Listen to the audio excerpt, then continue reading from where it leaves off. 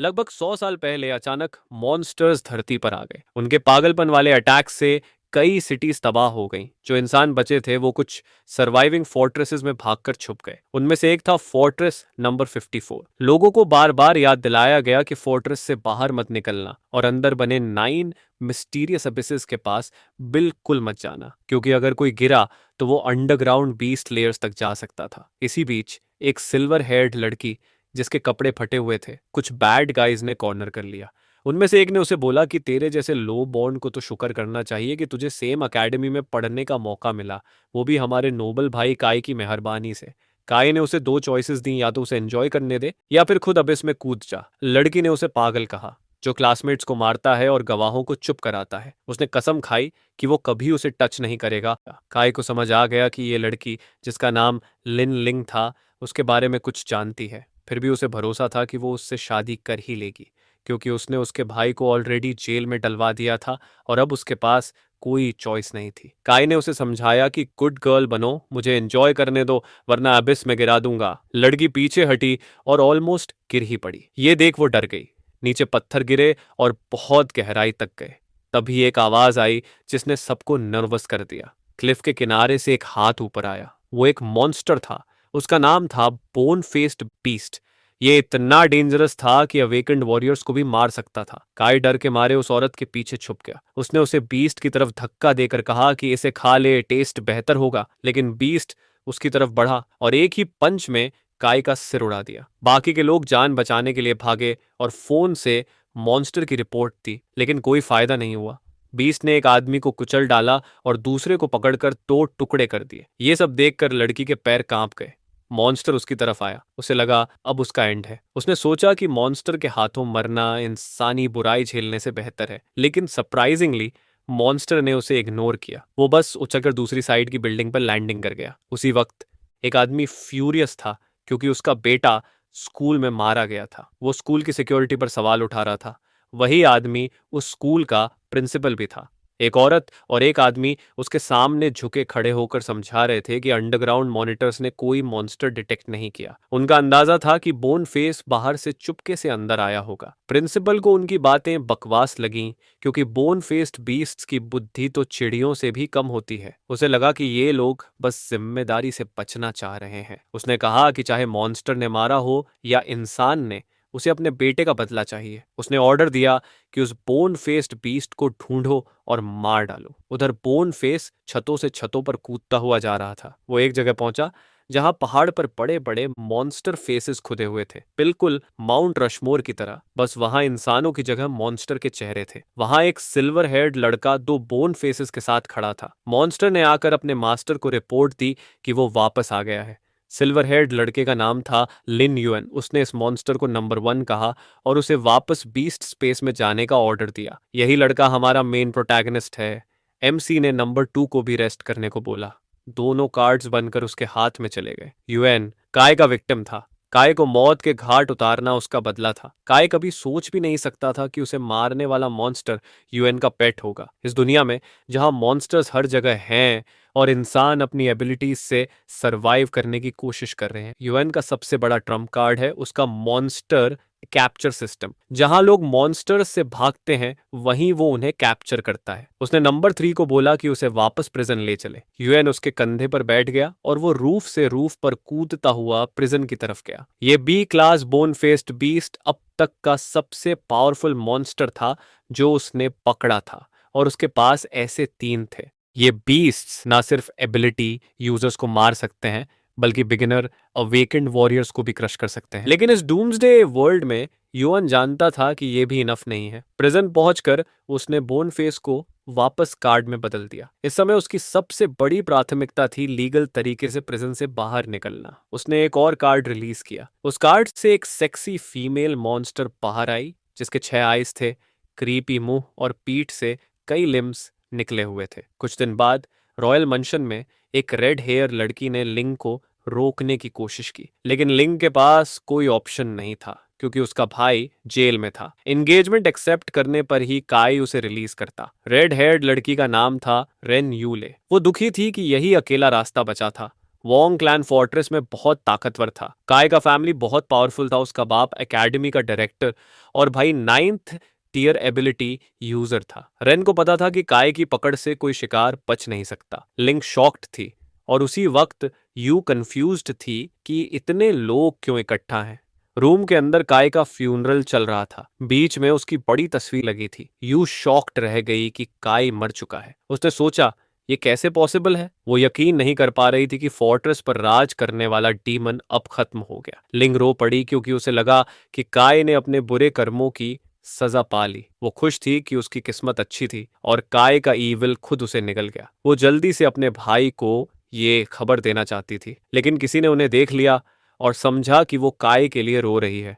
काय के बाप ने कहा कि काय ने सही फियांसे चुना था और अब काय नहीं रहा, फिर भी वादा कायम है। लिंग ने पूछा कि क्या वो उसके भाई को छोड़ेगा। काय का बाप बोला हाँ, क्योंकि उसके एक शब्द से ही उसके भाई के सारे क्राइम्स अब मिट जाएंगे, लेकिन बदले में लिंग को अपने बेटे से शादी करनी होगी। यू शॉक्ड थी क्योंकि काय तो डेड है। काय के पिता ने लिंग से कहा कि उसका बेटा नीचे अकेला फील करेगा, इसलिए उसे उससे गोस्ट वेडिंग करनी होगी। यू को समझ ही नहीं आया कि कोई जिंदा इंसान किसी डेड इंसान से शादी कैसे कर सकता है। लिंग ने पूछा क्या सच में तुम मेरे भाई को छोड़ दोगे। उसने कहा अगर तुम मान गई और मेरे बेटे के साथ गोस्ट वेडिंग में दफन हो गई तो मैं तुम्हारे भाई को आजाद कर दूंगा। बस मुझे इतना चाहिए कि कोई नीचे काय का इंतजार कर रहा हो, तब मैं तुम्हारे भाई को छोड़ दूंगा। उसने धमकी दी कि अगर लिंग ने मना किया तो उसके भाई और बाप दोनों को दफना दिया जाएगा। उसने लिंग पर डिसीजन लेने का प्रेशर डाला। ये पागलपन था। यू ने उसे मना किया कि अग्री मत कर, लेकिन लिंग मान गई और उसने काय से गोस्ट वेडिंग करने की हामी भर दी, वो भी वोंग क्लैन के सीक्रेट चेंबर में। यान, जो 9th टियर एबिलिटी यूजर था, उसने अपने पिता से वादा किया कि हर दुश्मन जिसने उसके छोटे भाई को हर्ट किया और हर कॉमनर लड़की जिसके साथ उसने खेला, सबको वो मार डालेगा। उसने पूछा कि क्या लिन फैमिली को छोड़ देंगे क्योंकि लिंग ने गोस्ट वेडिंग मान ली है। पिता ने कहा कि हाँ, वो उसके घर वालों को छोड़ेगा, लेकिन बाकी सारे सस्पेक्ट्स को मरना होगा। उसने यान को बोला कि लिंग के भाई को प्रिजन में ही निपटा देना और शादी के बाद उसके बाप को भी भेज देना। यान ने मान लिया और ब्लैक वाटर प्रिजन में एक्सीडेंटल डेथ अरेंज करने का प्लान बनाया। प्रिजन के सेल डोर खोल दिए गए। वहां स्लॉटर नाइट होती है। उस रात कोई रूल्स नहीं, बस मारना है जब तक बाहर ना निकले। उनका एक टारगेट था। प्लान था कि एक लड़ाई जैसे माहौल में उसे पीट पीट कर मार दें। इनमेट्स भी मान गए और निकल पड़े। यूएन को एक कैदी ने बताया कि ये सारे थग्स उसे मारने के लिए हायर किए गए हैं। वो आदमी पैनिक हो गया जब सारे सेल्स अनलॉक हुए। उसने यूएन को भागने को कहा। यूएन ने पूछा क्यों। उस आदमी ने कहा कि ये थग्स किसी को जिंदा नहीं छोड़ेंगे और तू अभी यंग है, जिंदगी प्राइड के लिए मत गवा। लेकिन यूएन ने कामली कहा अगर वो मेरे सेल में घुस सकते हैं तो मेरी जान भी ले सकते हैं। थग्स जल्दी जल्दी सेल की तरफ आए क्योंकि गार्ड्स गायब थे। यूएन के साथ वाला आदमी नर्वस हो गया, पर अचानक आवाजें बंद हो गई। यूएन आगे बढ़ा और देखा थग्स फ्रीज हो गए थे। वो आदमी शॉक्ड रह गया। यूएन ने पहले जो मॉन्स्टर छोड़ा था, उसने उन थग्स को अपनी स्ट्रिंग से कंट्रोल कर लिया था। उस मॉन्स्टर ने सिल्कन किलिंग अरे यूज किया। इन्फिनिट स्लाइसिंग से उन थग्स के बॉडीज टुकड़े टुकड़े हो गए। वो सीन बहुत मॉर्बिड था। आदमी बोला कि ये तो सूरा का नर्क है।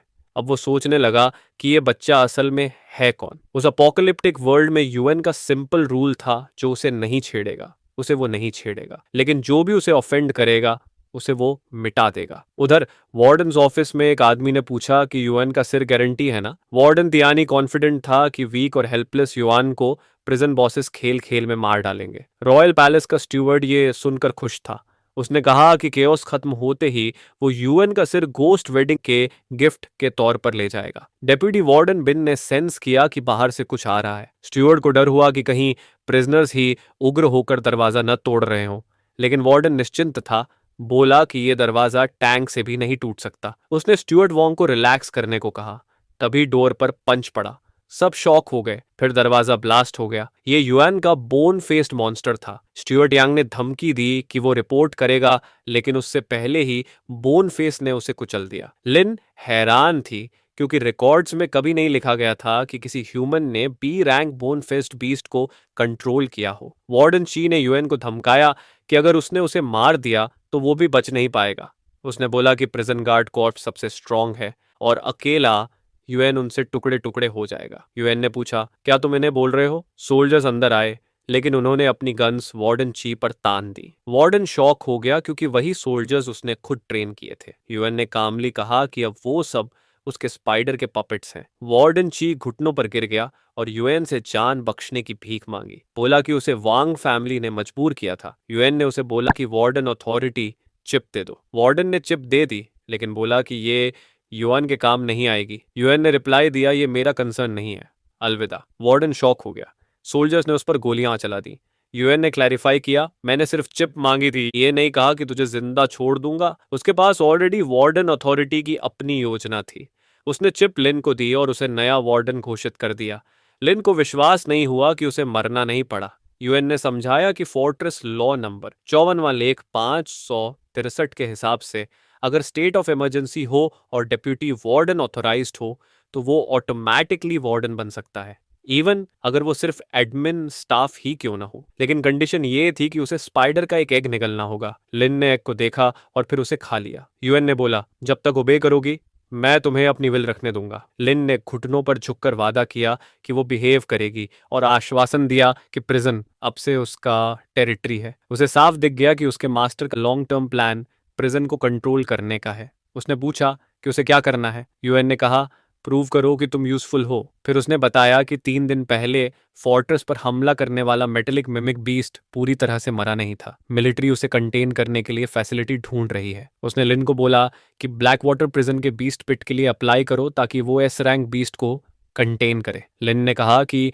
Normally prison S rank metallic mimic beast को अफोर्ड नहीं कर सकता, लेकिन उसने यूएन का इरादा समझ लिया और बोली कि वो ये काम करेगी और उनका पहला एस रैंक मॉन्स्टर सिक्योर करेगी। ये सेटल होने के बाद यूएन ने उसे ऑर्डर दिया कि वो उसकी प्रिजन से निकलने की तैयारी करे और जब एस रैंक मॉन्स्टर पहुंचे तो उसे इन्फॉर्म करे। उसने युआन से कहा कि जब वो प्रिजन से जिंदा बाहर निकलेगा तो वांग फैमिली की फोर्सेस और वो 9th ग्रेड एबिलिटी यूजर तुरंत उस पर हमला करेंगे। मतलब अगर वो प्रिजन के अंदर ही छुपा रहे तो ज्यादा सेफ रहेगा। यूएन ने जवाब दिया, छुपने से कुछ नहीं होगा, मैं तो पहले वार करना पसंद करता हूँ। कुछ दिनों बाद थंडर एबिलिटी ट्रेनिंग हॉल में यूएन पहुंचा। जैसे ही वो अंदर गया, लोग गॉसिप करने लगे। उन्होंने कहा, अरे ये तो जेल से निकलते ही सीधे तोजो आ गया। क्या इसे नहीं पता कि आज उसकी सिस्टर की कॉस्ट वेडिंग है? घर जाने की बजाय यहाँ छुप रहा है, बिल्कुल कावर्ड की तरह। एक आदमी ने अंदाजा लगाया कि शायद वो हेडमास्टर से हेल्प मांगने आया है, लेकिन सबको पता था कि हेडमास्टर किसी नोबल को नाराज करने के लिए एक ऑर्डिनरी मेंबर की मदद नहीं करेगा। दूसरे ने कहा कि शायद युआन अपने सीनियर निंग को ढूंढने आया है जो हमेशा उसके साथ अच्छा रहता है। लेकिन निंग तो फोर्ट्रेस छोड़कर नॉर्दर्न एबिस चला गया था। सब उसे बेचारगी से देख रहे थे। कोई भी पावरफुल वोंग फैमिली के खिलाफ खड़ा नहीं होना चाहता था। यूएन वीक था और हमेशा अकेला रहा, और अब तो लोग उससे और भी ज्यादा दूर रहना चाहते थे। तभी एक ब्लॉन्ड लड़के ने उसे देखा। वो था वेशिंग। उसने रिपोर्ट दी कि उन्होंने गोस्ट वेडिंग के सभी गेस्ट इन्फॉर्मेशन और मूवमेंट रूट्स कलेक्ट कर लिए हैं, लेकिन 3 इलेक्ट्रॉनिक पक्स जो नेटवर्क मॉनिटर कर रहे थे वो अब ऑलमोस्ट डेड हो रहे थे। यूएन ने कहा कि वो उसे नए बग्स देगा। उसने अपने कार्ड्स निकाले और कई फ्लाइंग इंसेक्ट्स रिलीज कर दिए। शिंग हैरान रह गया कि इतनी सारी थी। ये बग्स प्रिजन में बिखरे हुए थे जिन्हें यूएन ने वापस कलेक्ट कर लिया। सिर्फ 3 बग्स ही काफी थे प्रिजन सर्वेलेंस और वांग फैमिली के नेटवर्क को कंट्रोल करने के लिए, और इतनी बड़ी संख्या से वो फोर्ट्रेस के आधे हिस्से को मॉनिटर कर सकते थे। यूएन ने सिंक्रोनाइज्ड डेटा लिया और शिंग को ऑर्डर दिया कि वांग फैमिली और गोस्ट वेडिंग से जुड़े सबको मॉनिटर करता रहे। शिंग ने उसे सावधान रहने को कहा क्योंकि यान के 4 टीममेट्स भी वहां होंगे गोस्ट वेडिंग के लिए। वो लोग इस जनरेशन के सबसे स्ट्रॉन्ग 9th एबिलिटी यूजर्स थे, और चूंकि बोन फेस्ड बीस्ट अभी तक नहीं मिला, इसलिए वेडिंग साइट पर मॉन्स्टर बैरियर भी लगा दिया गया था। यूएन ने उसे अश्योर किया कि उसके पास प्लान है। शिंग ने चिल्लाकर कहा, हम एंटी वांग फैमिली अलायंस के सिर्फ 2 मेंबर्स हैं, हमें दोनों को सरवाइव करना ही है। 3 महीने पहले शिंग लगभग पकड़ा गया था काय पर स्पाइंग करते हुए। उसी वक्त यूएन ने उसे बचाया था। उस दिन से शिंग ने कसम खाई कि वो उसे फॉलो करेगा और वांग फैमिली के खिलाफ लड़ेगा। यूएन ने कहा कि उसने उसे इसीलिए बचाया क्योंकि उनका गोल सेम था। यूएन भी उसके लिए बदला लेना चाहता था। फिर सीन बदलता है। एक मॉन्स्टर ट्रक चल रहा था। ड्राइवर ने काउंसलर से पूछा, क्या आप सच में गोस्ट वेडिंग के ऑफिशिएंट बनने वाले हो? जिंदा इंसान किसी डेड इंसान से शादी कैसे कर सकता है? काउंसलर ने जवाब दिया, एक लो बॉर्न लड़की का किसी डेड नोबल से शादी करना उसकी सबसे बड़ी इज्जत है, वरना आम लोग तो मुझे देखने का मौका भी नहीं पाते। इस हिसाब से वो लकी है। ड्राइवर ने सुना था कि गोस्ट वेडिंग का लास्ट स्टेप ब्राइड को मारना होता है। काउंसलर ने कामली कहा, हाँ, और मैं खुद उसकी गर्दन स्लिट करूंगा ताकि वो हमेशा के लिए अंडरवर्ल्ड लौट जाए और वैंग फैमिली के दूसरे बेटे की सेवा करे। ड्राइवर ने फिर बोन फेस्ड बीस्ट का जिक्र किया जिसने सेकंड सन पर हमला किया था। उसने कहा कि वेडिंग अटेंड करना रिस्की होगा, लेकिन काउंसलर टेंशन फ्री था। बोला, मेरी black dust armoured car tank class attacks भी झेल सकती है। अगर बोन फेस्ड बीस्ट भी आ गया तो ये आर्मर ब्रेक नहीं होगा। लेकिन तभी बोन फेस्ड बीस्ट सच में सामने आ गया और गाड़ी रोक दी। वो पकड़ने ही वाला था। ड्राइवर और काउंसलर दोनों डर गए, लेकिन काउंसलर अभी भी काम रहा क्योंकि उसे अपने आर्मर पर भरोसा था। बोला, एक बीस्ट फुल पावर में भी हमारी डिफेंस का सिर्फ 50% डैमेज कर सकता है। उसने ड्राइवर को गाड़ी चलाने को कहा, लेकिन तभी दो और बोन फेसेस आ गए। अब काउंसलर पैनिक हो गया। इंटेल तो यही कह रही थी कि सिर्फ एक बीस्ट है। क्लिफ पर खड़े यूएन ने उन्हें देखा और मॉन्स्टर्स को अटैक करने का ऑर्डर दिया। हाइड्रोलिक आर्मर की डिफेंस 100% से स्टार्ट हुई। पहला पंच लगा और डिफेंस 70% रह गई। मॉन्स्टर्स लगातार मारते रहे, डिफेंस घटती गई और 1% पर आ गई। आखिरी ब्लो इतना जोरदार था कि डिफेंस नकारात्मक 200% तक गिर गई। इसके बाद बोन फेस्ड बीस्ट ने काउंसलर को पकड़ लिया। वो आदमी मुश्किल से आंखें खोल पा रहा था। जब खोली तो सामने यूएन खड़ा था। काउंसलर ने कहा, मुझे बचा लो, मैं तुम्हें बड़ा रिवॉर्ड दूंगा। यूएन ने गोस्ट वेडिंग के लिए रखी गोस्ट ब्लेड उठा ली। काउंसलर ने मिन्नतें की कि उसे बख्श दे, लेकिन यूएन ने उसका गला काट दिया और वो वहीं मर गया। फिर यूएन ने एक और मॉन्स्टर बुलाया, शैडो। ये क्रीपी मॉन्स्टर था, एक आंख, मुंह और कई लिम्स वाला। उसने मुंह खोला और काउंसलर के मुंह से काला धुआं बाहर खींच लिया। फिर एक शैडो बनने लगी। युआन ने शैडो डिस्गाइज स्किल एक्टिवेट किया और काउंसलर के रूप में डिस्गाइज हो गया। ये इफेक्ट 2 घंटे चलेगा। अब गोस्ट मैरिज पैक्ट को पूरा करने के लिए नार्सिसस नोबल सेमेट्री पर वो खुद ऑफिशिएंट बनेगा। उधर कुछ अटेंडीज बात कर रहे थे।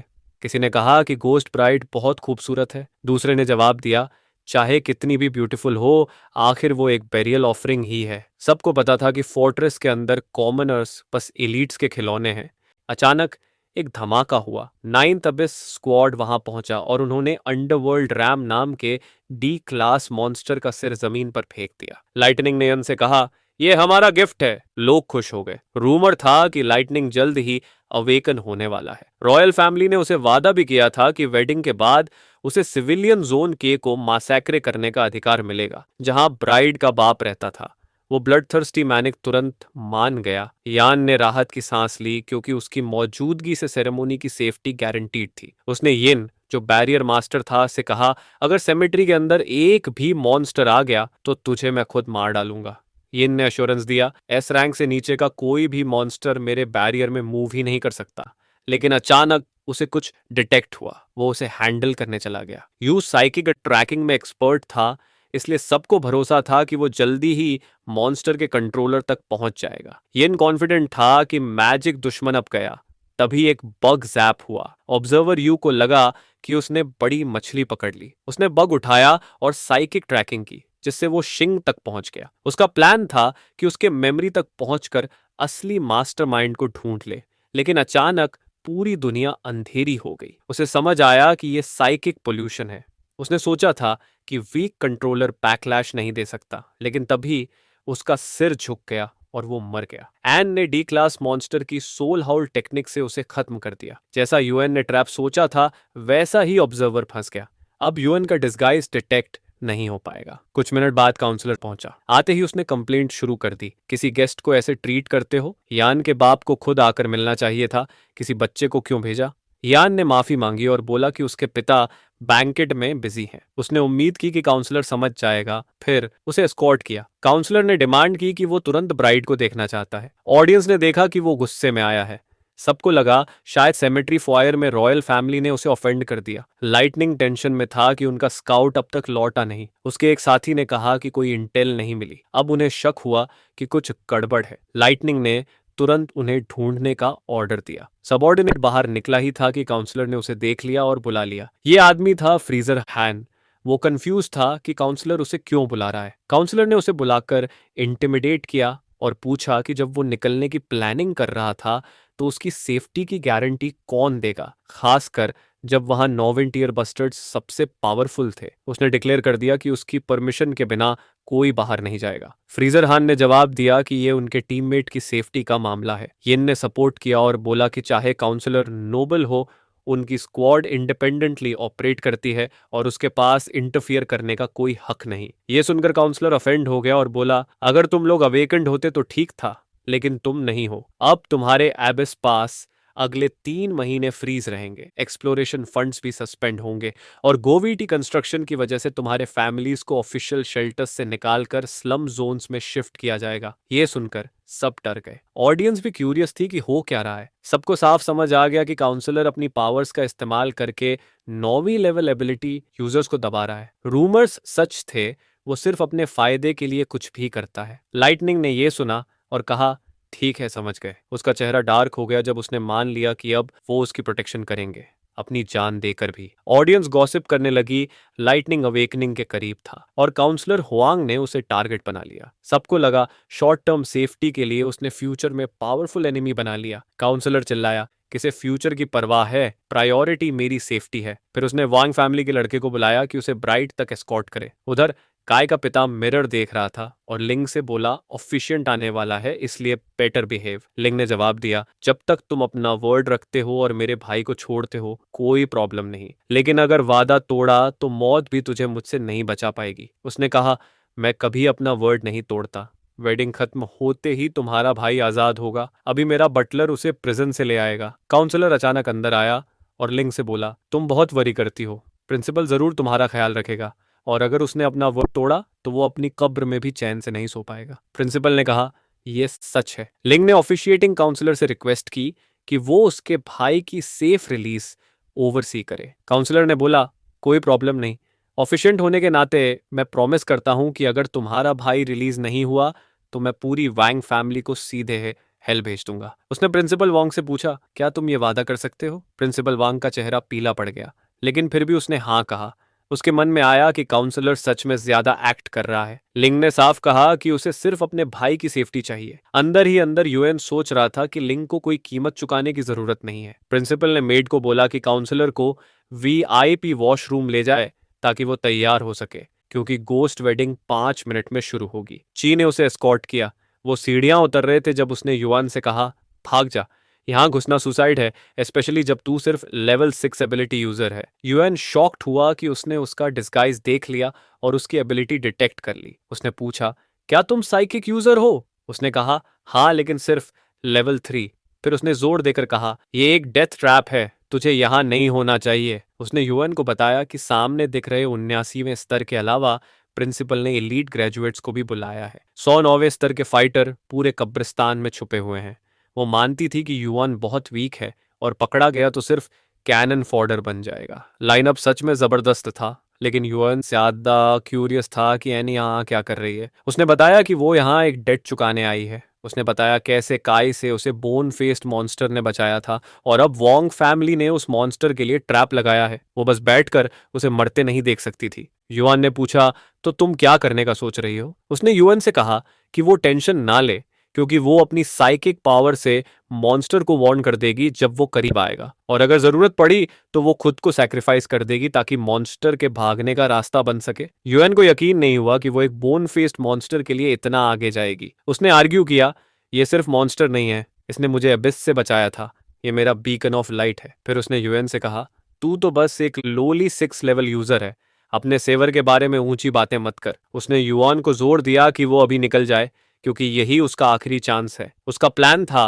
डिस्ट्रैक्शन क्रिएट करना ताकि यूएन एस्केप कर सके, लेकिन यूएन ने देखा कि अब टाइम नहीं बचा। दरवाजे खुले और काउंसलर का वेलकम हुआ।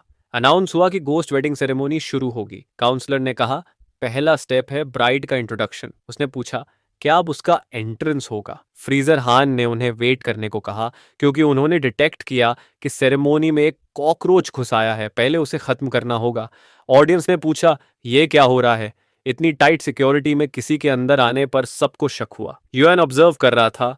उन्होंने एन को पॉइंट आउट किया और कंफर्म किया कि उसने फेक आइडेंटिटी यूज करके अंदर घुसा है। उसने टेलीपैथी यूज की थी और अब जबकि उसका अंत तय था, उसने साइकिक इंटरफेरेंस से आखिरी बार स्ट्राइक करने की ठान ली। उसने युआन से कहा, मैं 3 तक गिनूंगी और तू भाग जाना। उसने साइकिक बर्स्ट छोड़े, लेकिन जब फ्रीजर हन स्ट्राइक करने वाला था, यूएन ने उसे ब्लॉक कर दिया और उसकी चेस्ट में चाकू घोंप दिया। एन ने पूछा, तू भागा क्यों नहीं? लाइटनिंग को तुरंत समझ आ गया कि वो असली काउंसलर नहीं है, बल्कि डिस्गाइज एबिलिटी यूज कर रहा है। यन ने पूछा, उसका गोल क्या है? यूएन ने कहा, मेरा गोल है कि कोई भी जिंदा ना बचे। लाइटनिंग हंसने लगा, जोक कर रहा है, तेरी साइकिक एबिलिटी तो बस टियर 6 है और वो औरत पहले ही अपनी शक्ति एग्जॉस्टेड कर चुकी है, तू भी नहीं बच पाएगा। उसने यूएन को ऑर्डर दिया, घुटनों पर गिरकर अपने क्राइम्स कन्फेस कर। यूएन ने कहा, यह तो बस शुरुआत है। फिर उसने अपने कार्ड्स हवा में रिलीज किए। लाइटनिंग ने बैरियर बना लिया और उसे क्लाउन कहा। ये इनको यकीन नहीं हो रहा था कि हान जैसे आदमी को वो मार सका।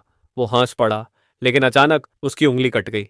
यान ने सबको वार्न किया कि कार्ड पीछे से अटैक कर रहा है, लेकिन तब तक देर हो चुकी थी, इनका सिर कट चुका था। वो देखकर शॉक हुए कि वो कार्ड सुपरसोनिक स्पीड से अटैक कर रहा था। एन ने पूछा, तेरी साइकिक पावर अचानक पीक टियर 9 तक कैसे स्पाइक हो गई? यूएन ने बताया कि बैरियर के अंदर वो मॉन्स्टर समन नहीं कर सकता, लेकिन उनके कार्ड्स इक्विप कर सकता है। इसी से उसकी साइकिक कंट्रोल टियर 6 से इंस्टेंट पीक टियर 9 पहुंच गई। लाइटनिंग ने कहा, कंट्रोल टाइप यूजर्स कागज जितने फ्रैजाइल होते हैं, चाहे तू चीट करके टियर 9 तक पहुंचा भी ले, मैं तुझे एक फ्लिक में डस्ट में बदल दूंगा। ये भी तेरे लिए काइंडनेस है कि मरने से पहले तू थंडर गॉड का रात देख पाएगा। एन ने माफी मांगी, अब मेरे पास एनर्जी नहीं बची इंटरफियरेंस करने की, मैं तुझे एस्केप नहीं करा पाऊंगी। वो भी दूसरों के साथ जैप्ट हो गई। लाइटनिंग ने इलेक्ट्रोमैग्नेटिक थंडर फील्ड यूज किया। यूएन ने पूछा, क्या ये लेजेंडरी थंडर प्रेशर फिस्ट है? लाइटनिंग ने रिप्लाई दिया, हाँ, और अब तुझे डिवाइन पनिशमेंट फेस करना होगा। अचानक एक बड़ा मस्कुलर शैडो फॉर्म हुआ।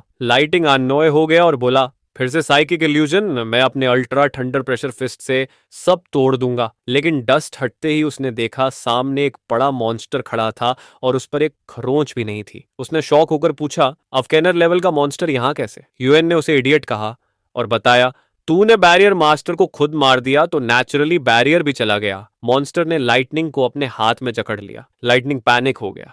यूएन ने कहा, बस एक मक्खी मार रहा हूं। मॉन्स्टर ने हाथ बंद किया और खून चारों तरफ फूट पड़ा। हॉल में ब्लड रेन होने लगी। यान स्टन्ड रह गया।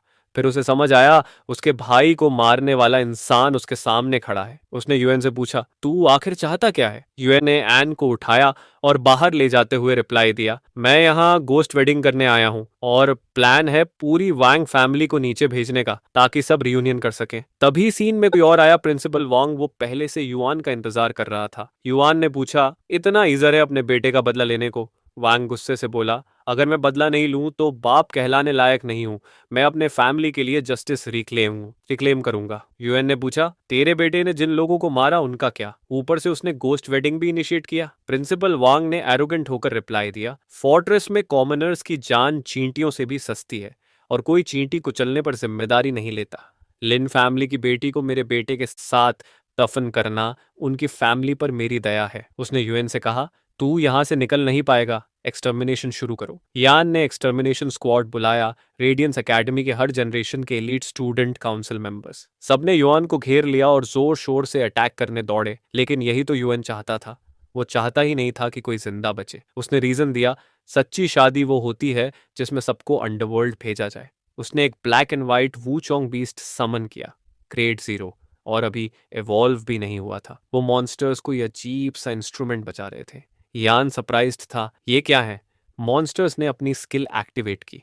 बिल्डिंग के बाहर ब्राइट पर्पल लाइट फैली और एक्सटर्मिनेशन स्क्वाड के लोगों की सोल्स उनके बॉडीज से निकल गई। किसी ने पहचान लिया, ये तो सोल लॉकिंग मॉन्स्टर है जो साउंड वेव्स से अटैक करता है। एबिस में ये मिले तो पूरी टीम का वाइप आउट हो जाता है। एन ने सबको बोला, मेरे 10 मीटर के अंदर रहो, तभी सोनिक अटैक रेजिस्ट कर पाओगे। यान ने सबको ऑर्डर दिया कि वो 4 स्टूडेंट काउंसिल प्रेसिडेंट्स के आसपास इकट्ठा हो जाएं, जो हाफ अवेकेंड स्ट्रेंथ तक पहुंचे थे, और फिर प्लान आगे बढ़ेगा। उनमें से एक थी प्रेसिडेंट लिन, जो अपने 10 मीटर की त्रिज्या में सबको प्रोटेक्ट कर सकती थी। उसने साफ कहा, जो भी पास आया मैं उसे मार दूंगी। दूसरा था प्रेसिडेंट जे, जिसका त्रिज्या 20 मीटर थी। उसने कड़क अंदाज में बोला, मैं वीक लोगों को प्रोटेक्ट नहीं करता। तीसरा था प्रेसिडेंट ट्विलाइट, जिसकी प्रोटेक्शन रेंज 30 मीटर थी। और आखिरी था प्रेसिडेंट मो, जिसकी रेंज पूरी 500 मीटर थी। एमओ ने कहा, ये soul locking beast sonic attack करता है, लेकिन इसकी फिजिकल डिफेंस बहुत वीक है। मैंने इसके वीक पॉइंट्स पहले ही लॉक कर लिए हैं। सबने उसकी बात मान ली। अचानक बर्फ गिरने लगी, लेकिन करीब से देखने पर वो पेपर कॉपर कॉइन्स थे कोस्ट वेडिंग के लिए, और उनमें जहर था। एक आदमी इंस्टेंटली जहर से खून उगलने लगा। कई लोग ऐसे ही गिरे। ऐसा लग रहा था जैसे पॉइजन उनके बॉडी को अंदर से काट रहा हो। यिन ने आइडेंटिफाई किया कि ये स्पोर्स हैं जो यिन कॉर्प्स मदर वाइन आम के मॉन्स्टर से निकले हैं। ये एक बड़ा गोल मॉन्स्टर था, टेंटिकल्स के साथ। वो सेमेट्री के क्रॉस पर दिखाई दिया।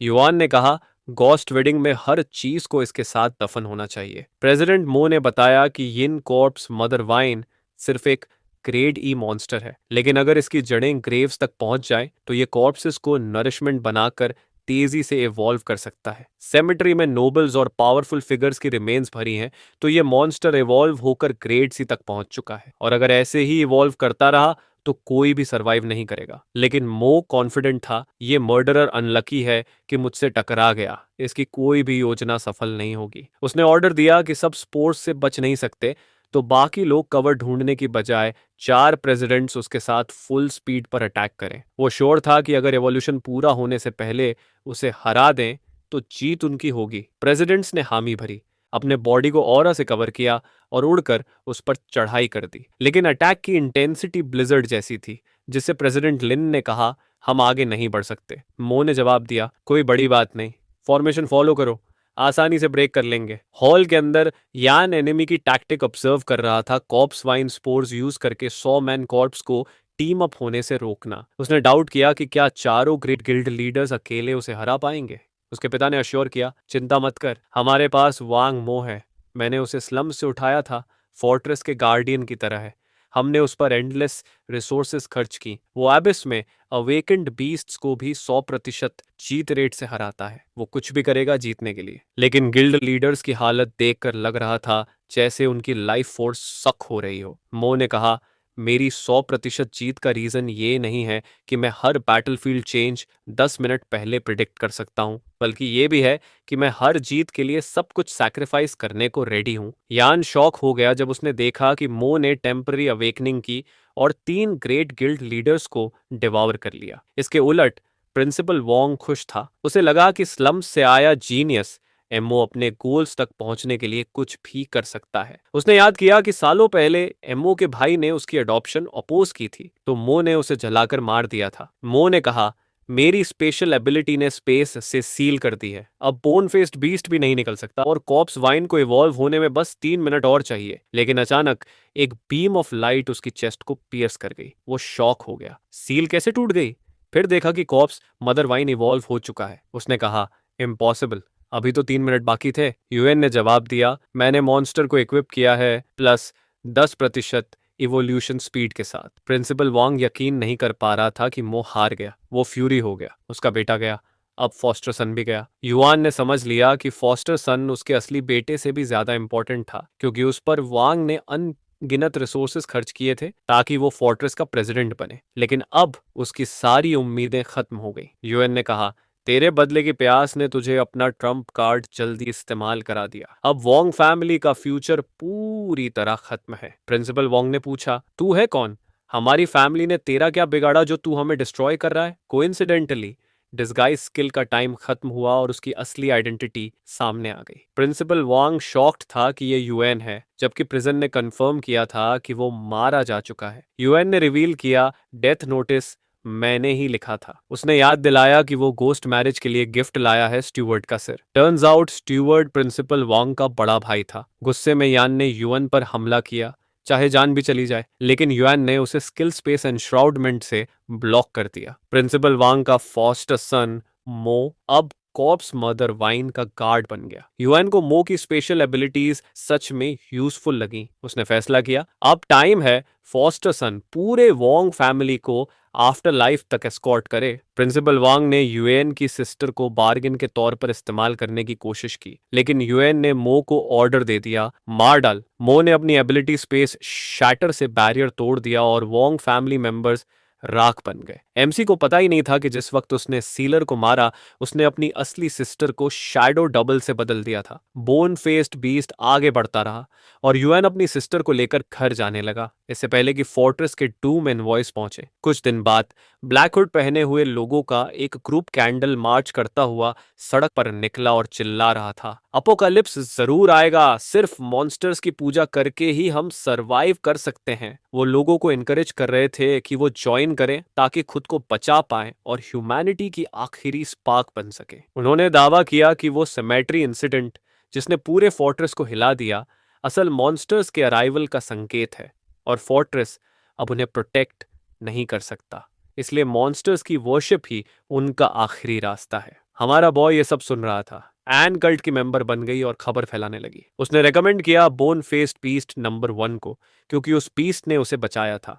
उसने कहा कि वो एक डिवाइन मैसेंजर है जो सच में ह्यूमैनिटी के लिए अच्छा है। उसने दावा किया कि उसने खुद को पूरी तरह उसे समर्पित कर दिया है। यूएन को लगा कि ये ज्यादा हो रहा है, आखिर वो बस एक बोन फेस्ड बीस्ट ही तो था। एन ने यूएन को भी इनवाइट किया ज्वाइन करने के लिए, खासकर क्योंकि वो सेमेट्री इंजन से बचे हुए लोगों में से एक था। उसने कहा, अगर मेरे मास्टर ना होते तो टीयर 6 एबिलिटी यूजर जैसे तू अब तक मर चुका होता। यूएन ने पूछा, तू इसे वर्शिप कैसे करती है? एन ने पैशन से रिप्लाई दिया, मैं अपनी हर चीज, सोल, बॉडी सब अपने मास्टर को समर्पित कर दूंगी। वो जैसे चाहे इस्तेमाल करे, यही मेरी डिवोशन है। यूएन ने उसे सजेस्ट किया कि थोड़ा होल्ड बैक करे और वहां से निकल जाए, लेकिन वो नहीं चाहती थी कि वो जाए, क्योंकि उसका गोल था बोन फेस्ड बीस्ट को ऑर्गेनाइजेशन में मशहूर करना, फिर वर्ल्ड स्टेज पर लाकर उसे इस दुनिया का वन ट्रू गॉड बनाना। अंदर ही अंदर युआन को लग रहा था कि दुनिया अजीब डायरेक्शन में जा रही है। तभी मो आया जस्टिस डिवीजन से। यूएन ने कंफर्म किया कि अभी तक किसी को पता नहीं चला कि जस्टिस डिवीजन का यंगेस्ट डिप्यूटी मिनिस्टर पहले ही मर चुका है। कॉर्प्स गार्ड मो ने रिप्लाई दिया, मैं बहुत केयरफुल था,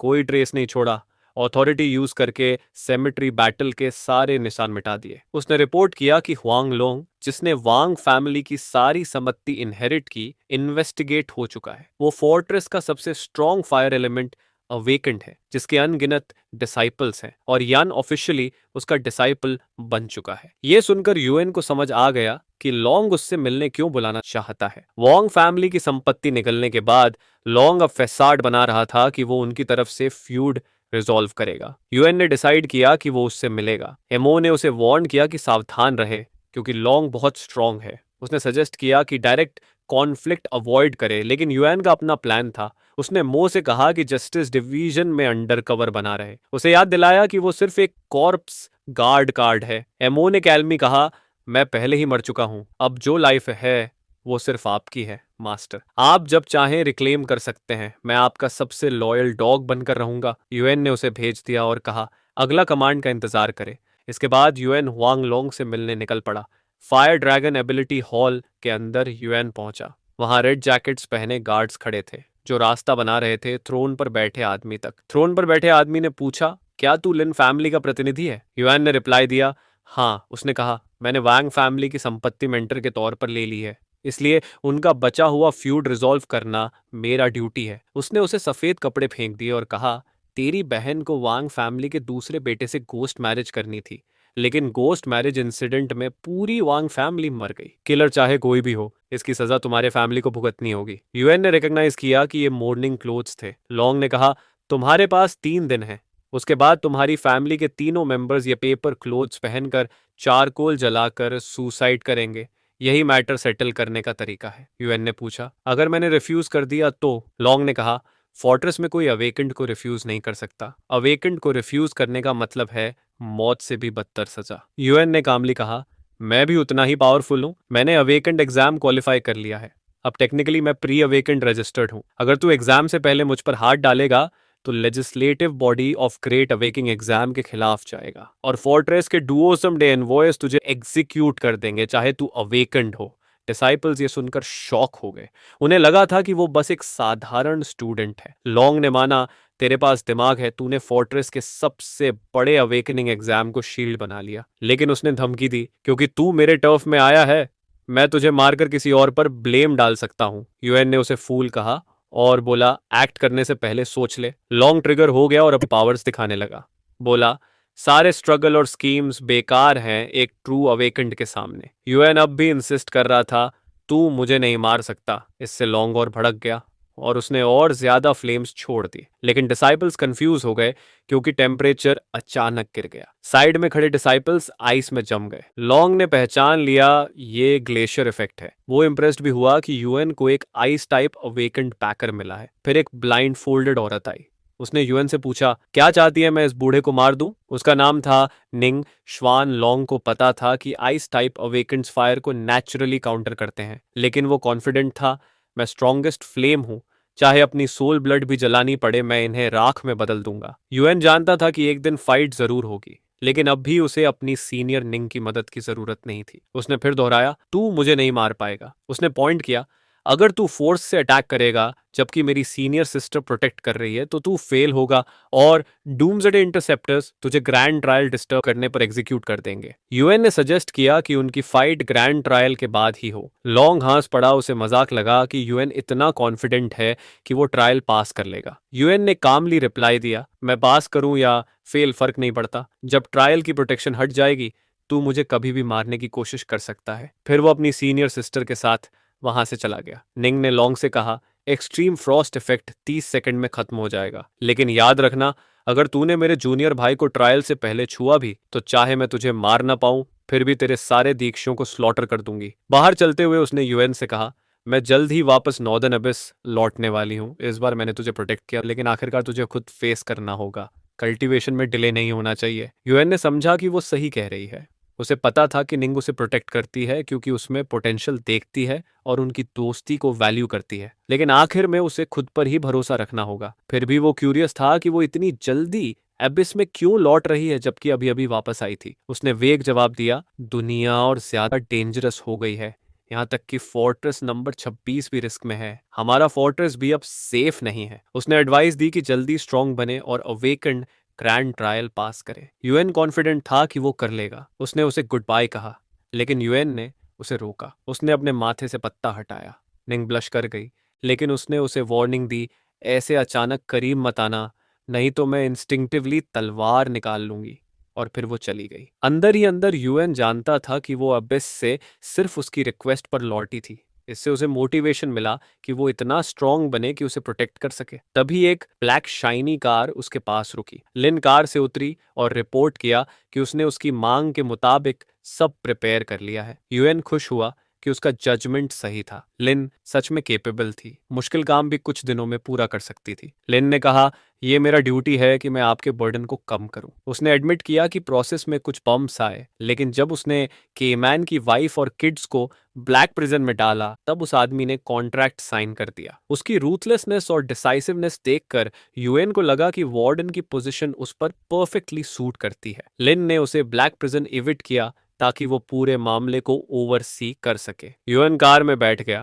black prison underground auction Avenue में एक ब्राउन हेयर आदमी ने सूट पहनकर एक औरत से पूछा, तू भी यहाँ कैसे? उसने बताया कि उसे डार्क वेब से इन्फो मिली थी और एंट्री टिकट के लिए 3 लाख खर्च किए। औरत ने जवाब दिया, मैंने तो कुछ भी खर्च नहीं किया, मेरे डैड ने कुछ फेवर्स खींच लिए, इसलिए मुझे एंट्री मिल गई। दोनों क्यूरियस थे कि ब्लैक प्रिजन ने इस बार इंस्पिरेशन कहाँ से ली। उन्हें पता था कि डेथ रो इनमेट्स और टिकट्स ही काफी प्रॉफिटेबल हैं। उन्होंने नए वार्डन को अंडरवर्ल्ड का जीनियस कहा। किसी ने कहा, जो भी उससे शादी करेगा वो 10 साल की मेहनत बचा लेगा। लेकिन एक आदमी ने डिसएग्री किया और कहा, भले ही वो नाजुक लगे लेकिन वो हाई माइटी क्वीन जैसी है, हमारे जैसे लोग उसे छू भी नहीं सकते। वीआईपी रूम में लिन जमीन पर घुटनों के बल बैठी थी और अपने मास्टर को ऑक्शन का कैटलॉग रिव्यू के लिए दे रही थी। युआन ने रिव्यू किया और देखा कि ब्लैक प्रिजन के ट्रेजर्स के अलावा उसने कई बड़े क्राइम ऑर्गेनाइजेशन से लूट भी ला दिया था। यूएन ने उसकी तारीफ की। लिन ने बताया कि उसने उन्हें लूर करके ऐसे आइटम्स भी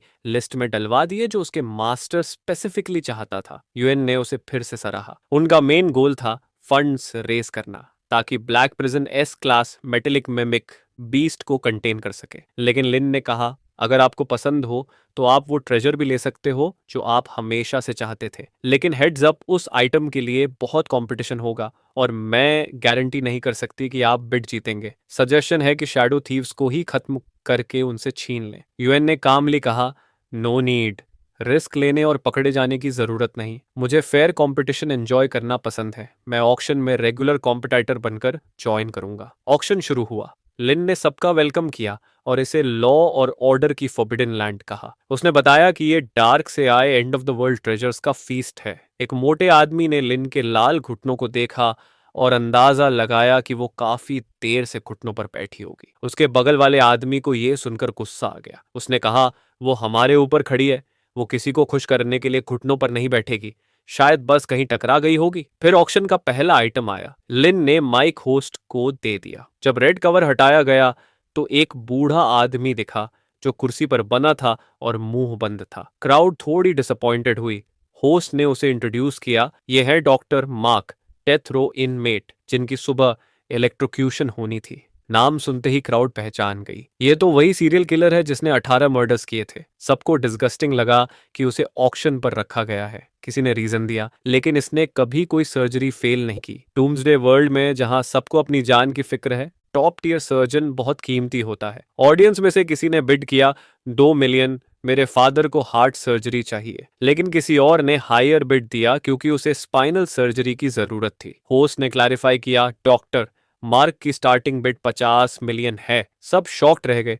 किसी ने कंप्लेन किया, ये तो बहुत महंगा है। तभी एक मिडिल एज्ड आदमी बोला, मेरे बेटे का अबिस में ब्रेन डैमेज हो गया था, मुझे डॉक्टर मार्क चाहिए। वो फोर्ट्रेस की 10 ग्रेट फैमिलीज में से एक का हेड था, हो फैमिली का हो डे। उसने 50 मिलियन की बिड लगा दी। एक रेड हेयर्ड औरत ने 55 मिलियन की बिड लगाई क्योंकि उनकी शाइनिंग एरा मेडिकल को टॉप सर्जन चाहिए। ये औरत थी सीईओ शू बिंग।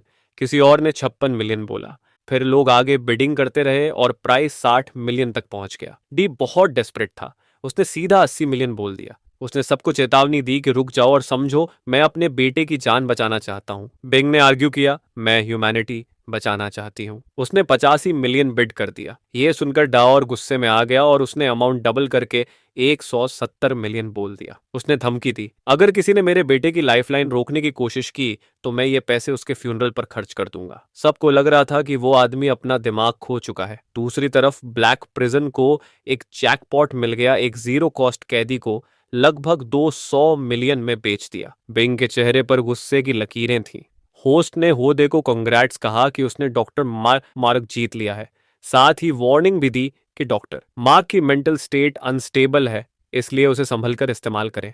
फिर होस्ट ने आइटम्स 2, 3 और 4 निकाले। आइटम 2 था एक आइस टाइप सुपर ह्यूमन का हार्ट, जिसे अभी अभी एग्जीक्यूट किया गया था। अगर ट्रांसप्लांट हो तो परफेक्ट कंपैटिबिलिटी के साथ टीयर 3 आइस एबिलिटीज मिल सकती हैं। आइटम 3 था एक फीमेल प्रिजनर जिसके पास हिप्नोसिस पावर्स थी। वो अमीर लोगों की इंसोम्निया स्पेशलिस्ट थी और 3 साल के लिए कॉन्ट्रैक्ट की जा सकती थी। आइटम 4 था एक पर्सनल होटल जो A grade death row inmate का था। इसमें built in top class refuge level defence system था, जिससे ये परफेक्ट डूमडेज्ड शेल्टर्स बन जाता। हर आइटम की स्टार्टिंग बिड 1 मिलियन रखी गई।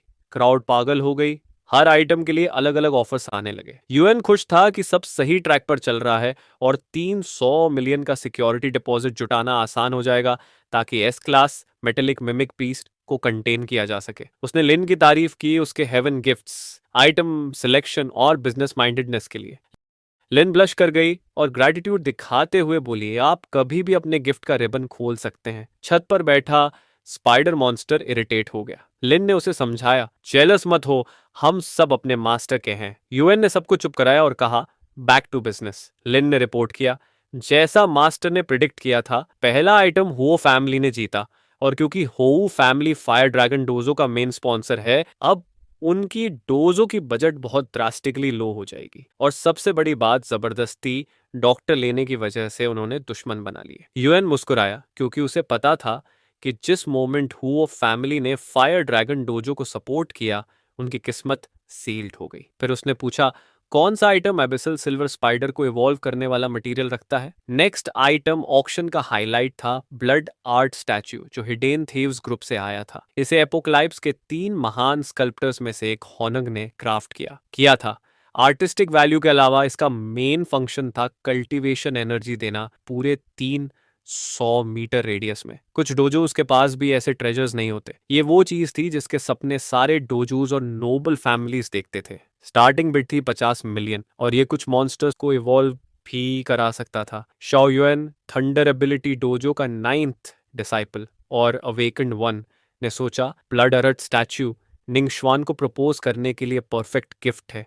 निंग फैमिली इसे रिफ्यूज नहीं कर पाएगी। क्राउड ने उसे नोटिस किया क्योंकि उसने पहले ऑक्शन के आइटम्स 2 और 4 जीत लिए थे। इससे साफ था कि जियाओ फैमिली फोर्ट्रेस की रिचेस्ट नोबल फैमिलीज में से एक है। लोग गॉसिप करने लगे कि जियाओ और निंग फैमिलीज का पहले से मैरिज एग्रीमेंट है, लेकिन श्वान हमेशा से अगेंस्ट रही है। अब ब्लड अरहट के साथ निंग फैमिली उस पर प्रेशर डाल सकती है। उसे रिलीफ था कि उसके अच्छे कनेक्शंस लॉन्ग से हैं, लेकिन फिलहाल उसका फोकस था ब्लड अरहट जीतना और एंगेजमेंट सील करना। दरअसल यूएन उसे बेट कर रहा था। आधा साल पहले वेस्ट अबिस प्लाजा में thunder dojo trial disciple team training कर रही थी। वो कंप्लेन कर रहे थे कि बहुत देर से घुटनों पर बैठे हैं, लेकिन नाइन्थ सीनियर ब्रदर अब तक नहीं आया। उन्हें लग रहा था कि वो जानबूझकर टॉर्चर कर रहा है। ये किसी ने कहा वो एरोगेंट नोबल जीनियस है, ट्विस्टेड फ्रीक है जिसे वीकलिंग्स को टॉर्चर करने में मजा आता है। तभी शाओ युएन उड़ते हुए आया। उसने लेट आने के लिए माफी तक नहीं मांगी। एक डिसाइपल ने कंप्लेनिंग वाले को चुप कराया। निनत सीनियर आ गया है, अगर उसने तुझे सुन लिया तो तेरी जबान काट दी जाएगी। शाओ युएन ने कैजुअली कहा, सॉरी मैं लेट आया क्योंकि ओवर स्लीप हो गया था। डिसाइपल ने मटर किया, पिछली रात वाली जूनियर सिस्टर्स को ब्लेम करो। सामने वाला डिसिप्लिन बोला, इंथ्यूजियास्टिक नहीं।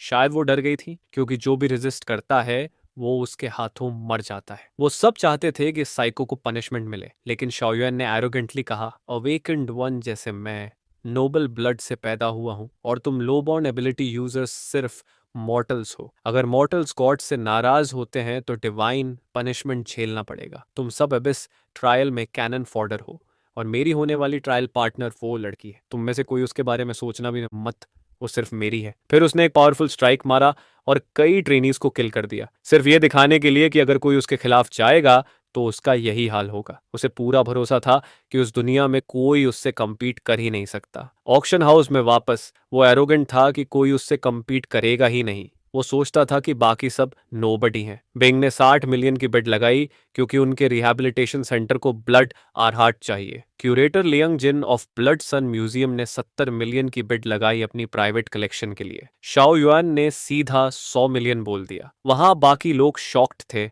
खासकर जब यह तीसरा आइटम भी 100 मिलियन पार कर गया। सबने कमेंट किया कि शाओ फैमिली कितनी रिच और पावरफुल है। बिग ने एक 110 मिलियन बिड किया, लेकिन जिनको भी वो आइटम चाहिए था तो उसने एक 120 मिलियन लगा दिया। शाओ युएन ने उसे क्रश करने के लिए सीधे 200 मिलियन बोल दिया। उसे पता था कि जाइन का प्राइवेट म्यूजियम असल में एक एसासिन ट्रेनिंग बेस है। उसने धमकी दी, अगर तुमने मुझे नाराज किया तो मैं कल ही इसे जला दूंगा। और बिंग के बारे में उसे पता था कि वो फाइट नहीं कर पाएगी क्योंकि उसका बजट सिर्फ एक 190 मिलियन तक है। दोनों क्रश्ड दिखे। शाओ युआन ने जोर दिया, जो चीज मैं चाहता हूं उसे कोई मुझसे छीन नहीं सकता। ऑडियंस में बैठी एक औरत ने कहा कि यंग मास्टर जाओ ने डील सील कर ली है। सबको लगा कि जैसा एक्सपेक्टेड था, कोई भी इस एरोगेंट मॉन्स्टर को हरा नहीं सकता, लेकिन लिन ने सबको करेक्ट किया। अभी खत्म नहीं हुआ है। प्राइवेट रूम से वीआईपी ने बिड लगाया है। अमाउंट था 201 मिलियन। यंग मास्टर जाओ ने तुरंत 220 मिलियन बोला। वीआईपी ने 221 मिलियन। शाओ युएन को लगने लगा कि वीआईपी जानबूझकर उसे चिढ़ा रहा है क्योंकि हर बार सिर्फ 1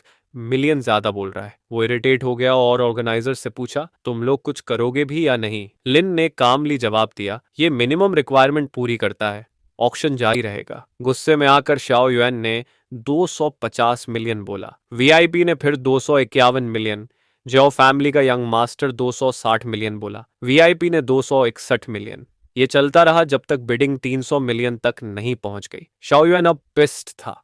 उसने पूछा कि ये वीआईपी है कौन? उसने कहा, फोर्ट्रेस में शो फैमिली की अभी भी इन्फ्लुएंस है। ये आइटम शाओ और निंग फैमिली की मैरिज अलायंसेस से जुड़ा है। मेरे लिए श्वान से शादी करना क्रूशल है, इसलिए वीआईपी को रिस्पेक्ट दिखाना चाहिए और बिडिंग रोक दे। वीआईपी ने स्क्रीन पर मैसेज फ्लैश किया, तू कौन है मुझसे रिस्पेक्ट मांगने वाला? फिर दूसरा message, get lost. Shao Yuen अब बर्दाश्त नहीं कर पाया और बोला, अवेकेंड वन को नाराज करने का नतीजा भुगतना पड़ेगा। लेकिन उसकी हरकत का नतीजा ये हुआ कि आर्मी ने उस पर बंदूकें तान दी। लिन ने अनाउंस किया, ब्लैक प्रिजन के अपने रूल्स हैं। अगर कोई अवेकेंड भी रूल तोड़ेगा तो उसे ब्लैक रेडिएशन गन्स सप्रेस कर देंगे और अगर ट्रबल किया तो उसकी बिडिंग राइट्स छिन जाएंगी। गुस्से में दांत पीसते हुए शाओ युआन ने 500 मिलियन की बिड लगा दी। युआन ने खुश था क्योंकि उसका ट्रैप अब ट्रिगर हो चुका था। क्राउड शॉक्ड थी। इवन शाओ फैमिली के लिए 500 मिलियन छोटा अमाउंट नहीं था। चिंग को पता था कि ये स्पॉइल्ड ब्रैट की एब्सोल्यूट लिमिट है, लेकिन अब कोई compete नहीं कर सकता था। शाओ युएन ने जोर देकर कहा कि वीआईपी को वहां बैठने का भी हक नहीं है, फिर भी उसने उसे चैलेंज किया। तभी वीआईपी ने मजाक उड़ाते हुए 800 मिलियन बिड कर दिया। क्राउड पागल हो गई। सब सोच रहे थे क्या ब्लड अर्हत वाकई इतना कीमती है। सबको लगा वीआईपी छियाओ युआन से भी ज्यादा क्रेजी है। वीआईपी ने स्क्रीन पर फिर इंसल्ट किया, तू वीकलिंग है, निकल जा। छियाओ युआन का चेहरा गुस्से से लाल हो गया, वेन्स तक बाहर दिखने लगी। तभी एक ब्लॉन्ड आदमी सामने आया और यंग मास्टर जियाओ को फंडिंग ऑफर की। उसने खुद को इंट्रोड्यूस किया, मैं इस ऑक्शन का एक्सक्लूसिव फाइनेंसिंग एजेंट हूँ, मिडिल मैन हूँ। टॉप 10 डार्क ऑर्गेनाइजेशंस के लिए लोन सर्विसेज भी हैंडल करता हूँ। बस कोलेटरल चाहिए, फिर कोई भी अमाउंट बोरो कर सकते हो। शाओयुन गुस्से में था।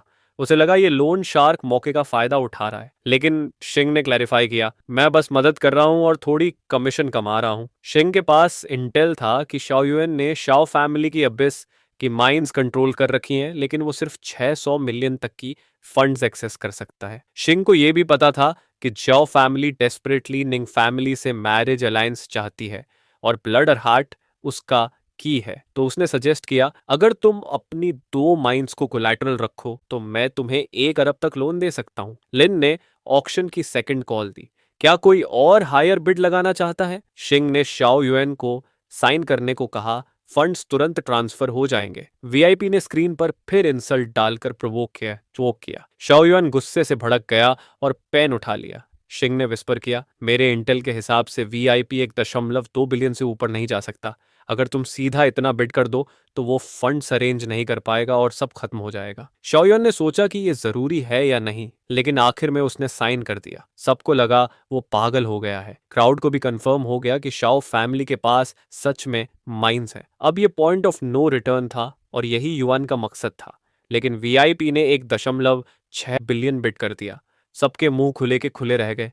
शिंग बिल्कुल काम रहा और शाओ युएन से कहा, अगर तुम नया कॉन्ट्रैक्ट साइन करोगे तो मैं और 1 बिलियन फंड्स दूंगा, लेकिन अब तुम्हें अपनी बाकी 6 माइनस कोलेटरल रखनी होंगी। शाओ युएन शॉक्ड था। तुम्हारा इंटेल तो कहता था कि वीआईपी 1.2 बिलियन से ऊपर नहीं जा सकता। शिंग ने सीधा जवाब दिया, हिडन फंड्स मिस हो गए थे। उसने निर्देश दिया, इस बार कोलैटरल रखकर सीधा 2 अरब बिड करो और अगर नहीं जीत पाए तो दोनों कॉन्ट्रैक्ट वॉइड कर देंगे। शाओ युएन गुस्से से फट पड़ा, लेकिन नेचुरली उसने साइन कर दिया। आखिरकार वीआईपी चुप हो गया। लोग यकीन ही नहीं कर पा रहे थे कि जाओ फैमिली सिर्फ एक मैरिज अलायंस के लिए इतना बड़ा प्राइस देगी। शाओयुन ने प्राउडली अनाउंस किया, जो चीज मैं चाहता हूं उसे कोई मुझसे छीन नहीं सकता। लिन ने अनाउंस किया, विनर यंग मास्टर जियाओ। शिंग ने उसे कॉन्ग्रेट्स बोला और याद भी दिलाया कि इंटरेस्ट टाइम पर देना होगा और कोलैटरल एसेट्स सेफ रहने चाहिए। उसने वार्न किया कि अगर ऐसा न हुआ तो उसे पूरे फोर्ट्रेस की डार्क फोर्सेस फेस करनी पड़ेंगी, जो ऑलरेडी कई नोबल्स से जुड़ी हुई हैं। शाओयुन ने एरोगेंट अंदाज में रिप्लाई दिया, मैं कभी डिफॉल्ट नहीं करूंगा क्योंकि मैं गॉड हूं और जब मैं गेन कर लूंगा तब मैं फोर्ट्रेस का सच्चा गॉड बनूंगा। वीआईपी रूम में लिन ने यूएन को बताया कि ब्लड और हार्ट असल में डैमेज्ड आर्टिफैक्ट है। ब्लड और हार्ट पर होंग के डेथ रो डिसाइपल ने जो अरे कार्व किया था वो पहले से ही टैम्पर किया गया है। जब ये निंग फैमिली को मिलेगा तो उनके कल्टीवेटर्स पागल हो जाएंगे और मैरिज अलायंस पूरी तरह कोलैप्स हो जाएगा। शाओ युएन तुरंत अपने चॉपर की तरफ निकल गया। शिंग ने युएन को रिपोर्ट किया कि सारे कॉन्ट्रैक्ट साइन हो गए हैं। माइनिंग राइट्स को मेजर डार्क ऑर्गेनाइजेशंस के पास मॉर्गेज कर दिया गया है और जल्द ही इन्फो लीक होगी कि उन माइंस को शैडो क्रीचर्स ने करप्ट कर दिया है, इसलिए वो अब एक्सप्लॉइट नहीं हो सकती। फिर मेजर क्राइम सिंडिकेट्स जिन्होंने लोन्स दिए थे जॉ फैमिली पर प्रेशर डालेंगे और जॉ फैमिली एक मैसिव वॉर्टेक्स में फंस जाएगी। लिन खुद को रोक नहीं पाई और बोली, मास्टर ने सब कुछ इतनी परफेक्ट प्लानिंग से किया। उसने पूछा, अब आगे क्या? यूएन ने कामली रिप्लाई दिया, सीड्स बो दिए गए हैं, अब बस ब्लूम होने का वेट करना है। हमारा असली दुश्मन फायर ड्रैगन है। शाओ युएन तो बस एपेटाइजर था। अभी सबसे जरूरी है अवेकेंड ट्रायल, जो 3 दिनों में शुरू होने वाला है। अवेकेंड एग्जाम से 1 दिन पहले युएन बेड से उठा, तभी कोई उसके रूम में घुस आया और उसे कंपेयर करने लगा उसकी सिस्टर से। युएन उठा और लिन को ग्रीट किया। लिन ने बताया कि उनके डैड ने फिर ब्रेकफास्ट बिगाड़ दिया तो उसे नीचे जाकर ब्रेकफास्ट खरीदना चाहिए। लिन ने अपना फार्मासिस्ट लाइसेंस भी ले लिया था और वो अब फार्मासिस्ट एसोसिएशन जा रही थी। उनके डैड ने फिर से कंपेयर करना शुरू कर दिया। लिन हर महीने 10,000 से ज्यादा कमाएगी और क्राउड में स्टैंड आउट करेगी, और तू बस एक बेकार पैरासाइट है। यूएन ने अपने डैड से कहा, आप भी मेहनत करते रहो, लेबर की तरह। फिर वो डाउनस्टेयर्स ब्रेकफास्ट लेने निकल गया। उसके डैड ने उसे रोककर 200 युआन दिए और कहा, हालांकि सेमेट्री इंसिडेंट में तू यूजुअली यूजलेस था, लेकिन तूने केओस के बीच अपनी सिस्टर को उठाकर वापस लाया। ये तेरी हिम्मत दिखाता है, लेकिन मैं जानता हूँ तू वीक है। डेंजर महसूस हो तो हमेशा दूर रहना। यूएन ने कहा, ठीक है, समझ गया, और जल्दी निकल गया क्योंकि ब्रेकफास्ट शॉप बंद होने वाली थी। उसका डैड नैगिंग करता रहा, लेकिन यूएन दौड़ पड़ा। उसने सोचा, ओवर प्रोटेक्टिव डैड सच में हेडेक है। शॉप ओनर ने पूछा, आज भी यूजुअल लोज? यूएन ने बोला, हाँ। उसका यूजुअल था एक मीट बन, फ्राइड डो स्टिक्स और सोय मिल्क। शॉपकीपर ने सब पैक करके दिया और एडवाइस किया, जल्दी निकलो वरना कोई लूट लेगा रास्ते में, क्योंकि उनकी दुनिया बहुत डेंजरस थी। सड़क के दूसरी तरफ वाली औरत ने कहा, मैंने इसे बड़ा होते देखा है। ये हमारी गली का सबसे अच्छा बच्चा है। भले ही थोड़ा टिमिड है, लेकिन भरोसेमंद है। सच कहूं तो मैं चाहती थी कि अपनी 40 साल की बेटी की शादी इससे कर दूं। यूएन जब निकला तो बड़े लोग उससे बातें करने लगे। उसने कहा, मैं स्कूल जा रहा हूं, बाद में मदद करने आऊंगा। एक बूढ़ा आदमी आह भरते बोला, अच्छे बच्चे भी आखिर में फूड चेन के नीचे ही रहते हैं। तभी अचानक कई गाड़ियां वहां आकर रुकी। थग्स उतरे और बोले, बॉस, ब्लैक वाटर प्रिजन से वापस आया है, वो सबको बुला रहा है। गली के लोग पीले पड़ गए। सब जानते थे कि बाओ वापस आ गया है और अब उनकी बुरी किस्मत शुरू हो गई। बाओ एक लाल बालों वाला आदमी था जिसके माथे पर स्टिचेस थे। उसने देखा कि सबका बिजनेस अच्छा चल रहा है, लेकिन बोला, केओस बढ़ रहा है, सिक्योरिटी मेंटेन करना मुश्किल है, इसलिए अब प्रोटेक्शन फीस ट्रिपल होगी। एक आदमी ने समझाने की कोशिश की, ट्रिपल अमाउंट बहुत ज्यादा है, इससे हमारी शॉप्स बंद हो जाएंगी। लेकिन बाओ ने साफ कहा कि उन्हें कोई वे आउट नहीं मिलेगा। या तो ट्रिपल दो या पूरे साल की सिक्योरिटी फीस एक साथ दो, वरना दुकानों को जला दूंगा और सबको पीटूंगा। उसके आदमी आगे बढ़ने लगे। शॉपकीपर्स ने गिड़गिड़ाना शुरू कर दिया। इसी बीच यूएन वापस आया क्योंकि वो पेमेंट करना भूल गया था। बाओ ने उसे देखा और डर गया। शॉपकीपर्स ने उसे बचाने की कोशिश की और कहा, ये ऑनेस्ट बच्चा है, इसका इससे कोई लेना देना नहीं। लेकिन थग ने डिमांड किया कि ये किड भी सिक्योरिटी फीस दे। बाओ का चेहरा पीला पड़ गया। उसने उस थग को जोर से मारा और चिल्लाया, मरने का शौक है क्या? सारे थग्स घुटनों और हाथों के बल गिर गए। यूएन ने हैरानी से पूछा, ये क्या हो रहा है? बाओ ने उसे मास्टर कहा और बोला, मैं अभी ब्लैक वाटर प्रिजन से निकला हूं और नहीं जानता था कि ये आपका इलाका है।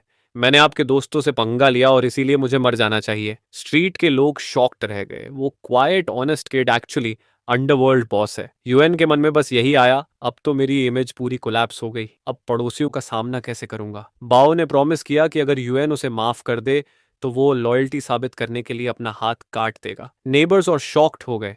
यूएन ने बस प्रिटेंड किया कि वो कुछ नहीं जानता और ब्लैंक फेस के साथ बोला, तुमने मुझे किसी और से कंफ्यूज कर दिया है। यूएन ने सजेस्ट किया कि बाओ ने उसे शायद डू समझ लिया, जो अंडरवर्ल्ड का प्रिंस है और उसका क्लासमेट भी है, जिसका उससे काफी रिजेम्बलेंस है। बाओ ये सुनते ही पीला पड़ गया। सबॉर्डिनेट होने के नाते उसे पता था कि गलती होना नामुमकिन है, लेकिन उसने यूएन की बात समझ ली और बोला कि ये सब मिसअंडरस्टैंडिंग थी।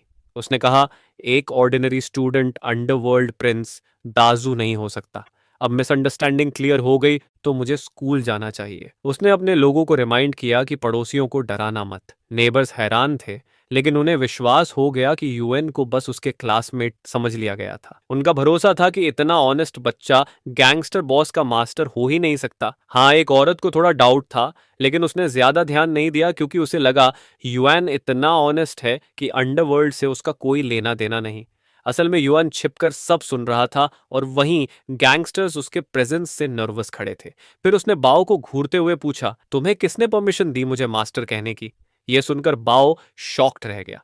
उसने एडमिट किया कि वार्डन उसे मास्टर कहता है, लेकिन उसे एहसास हुआ कि वो खुद क्वालिफाइड नहीं है ऐसा कहने के लिए और इसके लिए पनिशमेंट डिजर्व करता है। यूएन थोड़ा डिसअपॉइंटेड हुआ और बोला कि उसने उसे ब्लैक प्रिजन से रिलीज इसलिए किया था कि वो बड़े काम करे, लेकिन वो प्रोटेक्शन फीस इकट्ठा करने में ही उलझा हुआ है। उसने उसे रिमाइंड किया कि उसका नया काम है सीक्रेटली उसके फैमिली और नेबर्स की प्रोटेक्शन करना। बाओ और उसके लोग झुक गए और कसम खाई कि युंगशन स्ट्रीट के रेजिडेंट्स की जान देकर भी रक्षा करेंगे। गीवे एकेडमी में योन भागता हुआ पहुंच रहा था, तभी स्ट्रीट स्वीपर ने उसे बुलाया। उसने बताया कि एकेडमी को टेम्पररी जैनिटर्स की कमी है।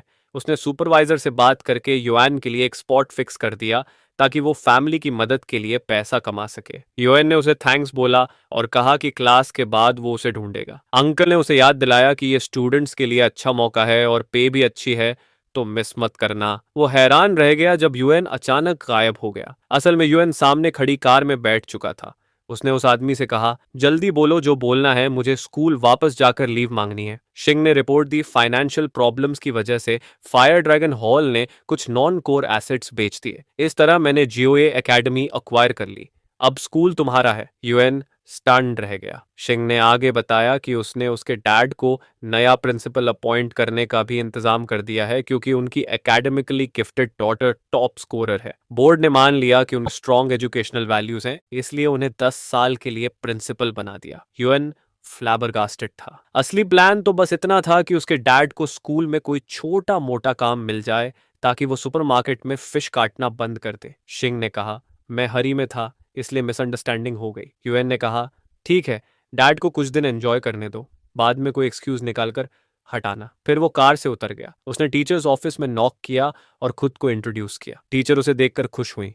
उन्होंने पूछा, तुम पिछले कुछ दिनों से कहाँ थे? मैं तुम्हें ढूंढ नहीं पाई। तुम ऑनेस्ट बच्चे हो तो मुझे लगा कुछ बुरा हुआ होगा। यूएन ने कहा, मैं ठीक हूँ, मुझे एक बीमार रिलेटिव का ख्याल रखना था। टीचर को राहत मिली। फिर उन्होंने बताया कि उनका ट्रांसफर हो रहा है, इसलिए वो अब उसकी देखभाल नहीं कर पाएंगी।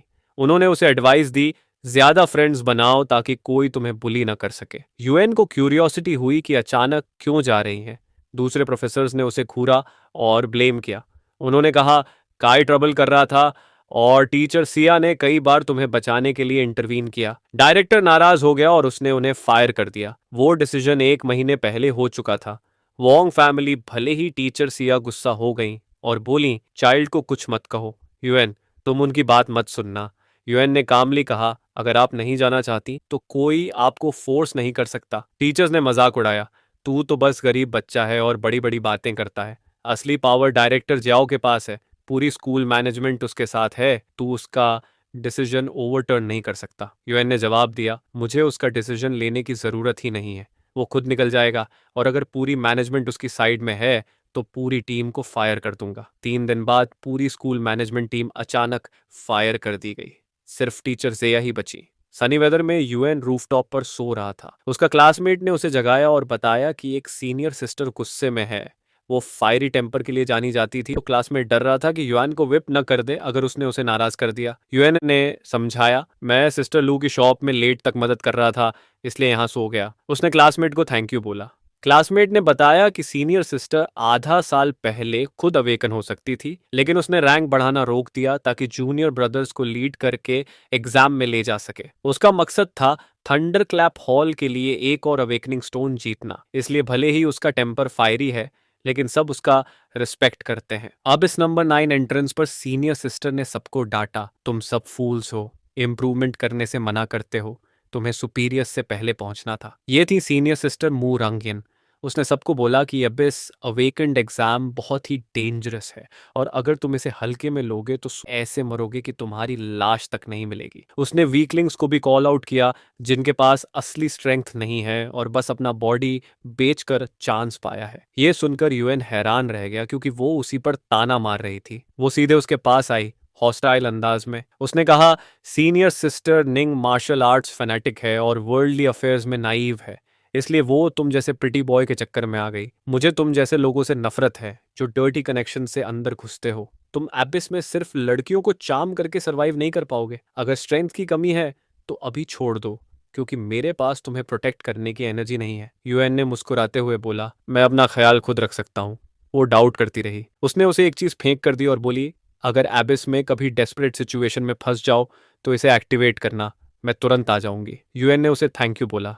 उसने मटर किया, तुम जैसे पथेटिक वीकलिंग्स मेरी नज़र के भी लायक नहीं, लेकिन अगर तुम मर गए तो सीनियर सिस्टर निंग बहुत देर तक दुखी रहेगी। तभी मो अंदर आया और बोला कि रूटीन इंस्पेक्शन होगी। स्टूडेंट्स उसे देखकर खुश हो गए। मिनिस्टर ऑफ जस्टिस बनने का उसका रिकॉर्ड ब्रेकिंग अचीवमेंट ही काफ़ी था।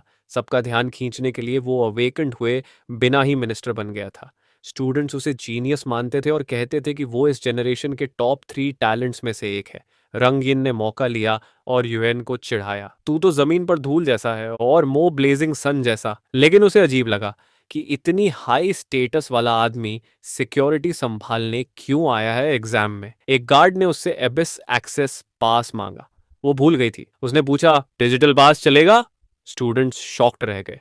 एक सर्टिफिकेट मिसिंग मतलब सीधी डिस्क्वालिफिकेशन, और अगर वो बाहर हुई तो पूरा ग्रुप बाहर। उन्होंने ताना मारा, औरतों की वैनिटी ही उन्हें मार डालेगी। उसकी आंखों में आंसू आ गए।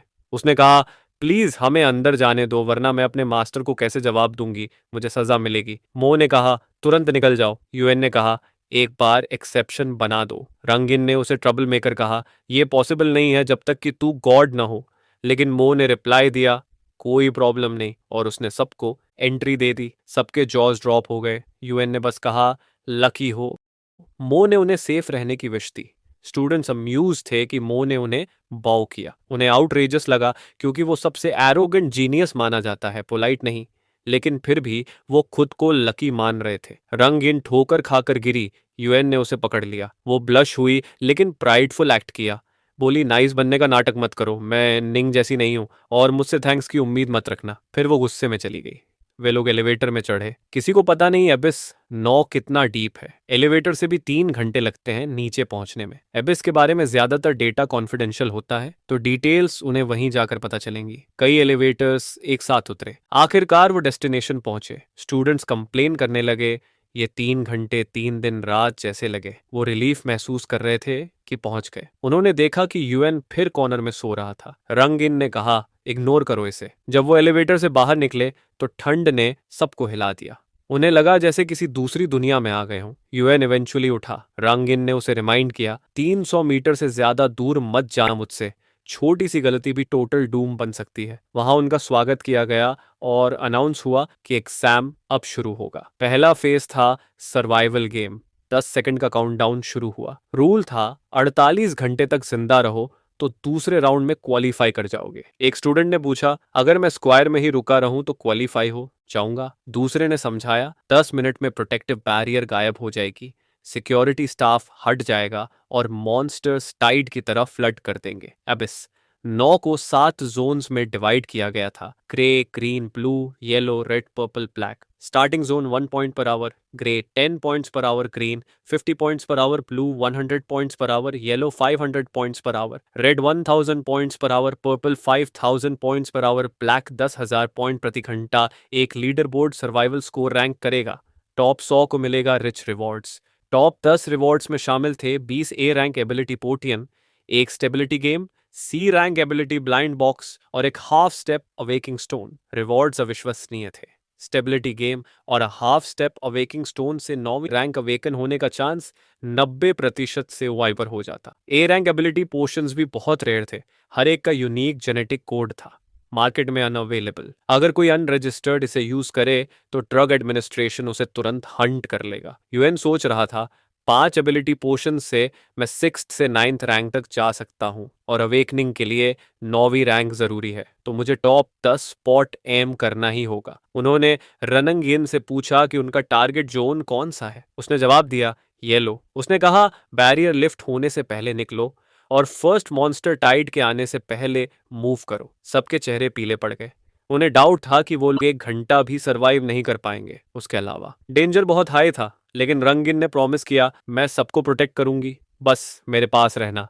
उसने यूएन से कहा, कभी भी मेरे साइड से दूर मत जाना। यूएन ने रिप्लाई किया, गॉट इट। तभी एक आदमी ने ऑफर दिया, मैं लोगों को ब्लू जोन तक गाइड कर दूंगा, बस 1 मिलियन दू। जब लोगों ने उसकी सर्विस ली तो उसने बताया कि इससे वो लोग जल्दी मॉन्स्टर्स के हाथों खत्म होने से या अबिस में और गहराई में गिरने से बच जाएंगे। काफी लोग इंटरेस्टेड हो गए। एक स्टूडेंट ने रंगिन को सजेस्ट किया कि वो भी ज्वाइन कर ले, क्योंकि इससे काफी परेशानी से बच जाएंगे और बड़ा ग्रुप हमेशा सेफर होता है। वो मान गई और प्लान बनाया कि ब्लू जोन पहुंचने के 1 घंटे बाद ग्रुप छोड़ देगी। गाइड ने बताया कि जैसे ही वो लोग ब्लैक सैंड जोन क्रॉस करेंगे, ब्लू जोन आ जाएगा। ग्रुप में से एक आदमी को लगा कि उसने पैसे वेस्ट कर दिए, क्योंकि रास्ते में तो कोई मॉन्स्टर आया ही नहीं। किसी ने कहा कि अबिस उतना स्केरी नहीं है जितनी बातें सुनते हैं, बस थोड़ा अंधेरा है। गाइड ने रिप्लाई किया कि ऐसा इसलिए है क्योंकि उसने डेंजरस मॉन्स्टर्स वाले जगहों से बचाकर रास्ता चुना। फिर उसने युआन को प्रीमियर बॉय कहा जो बस लड़की के भरोसे जी रहा है। उसने नोट किया कि दोनों हमेशा साथ रहते हैं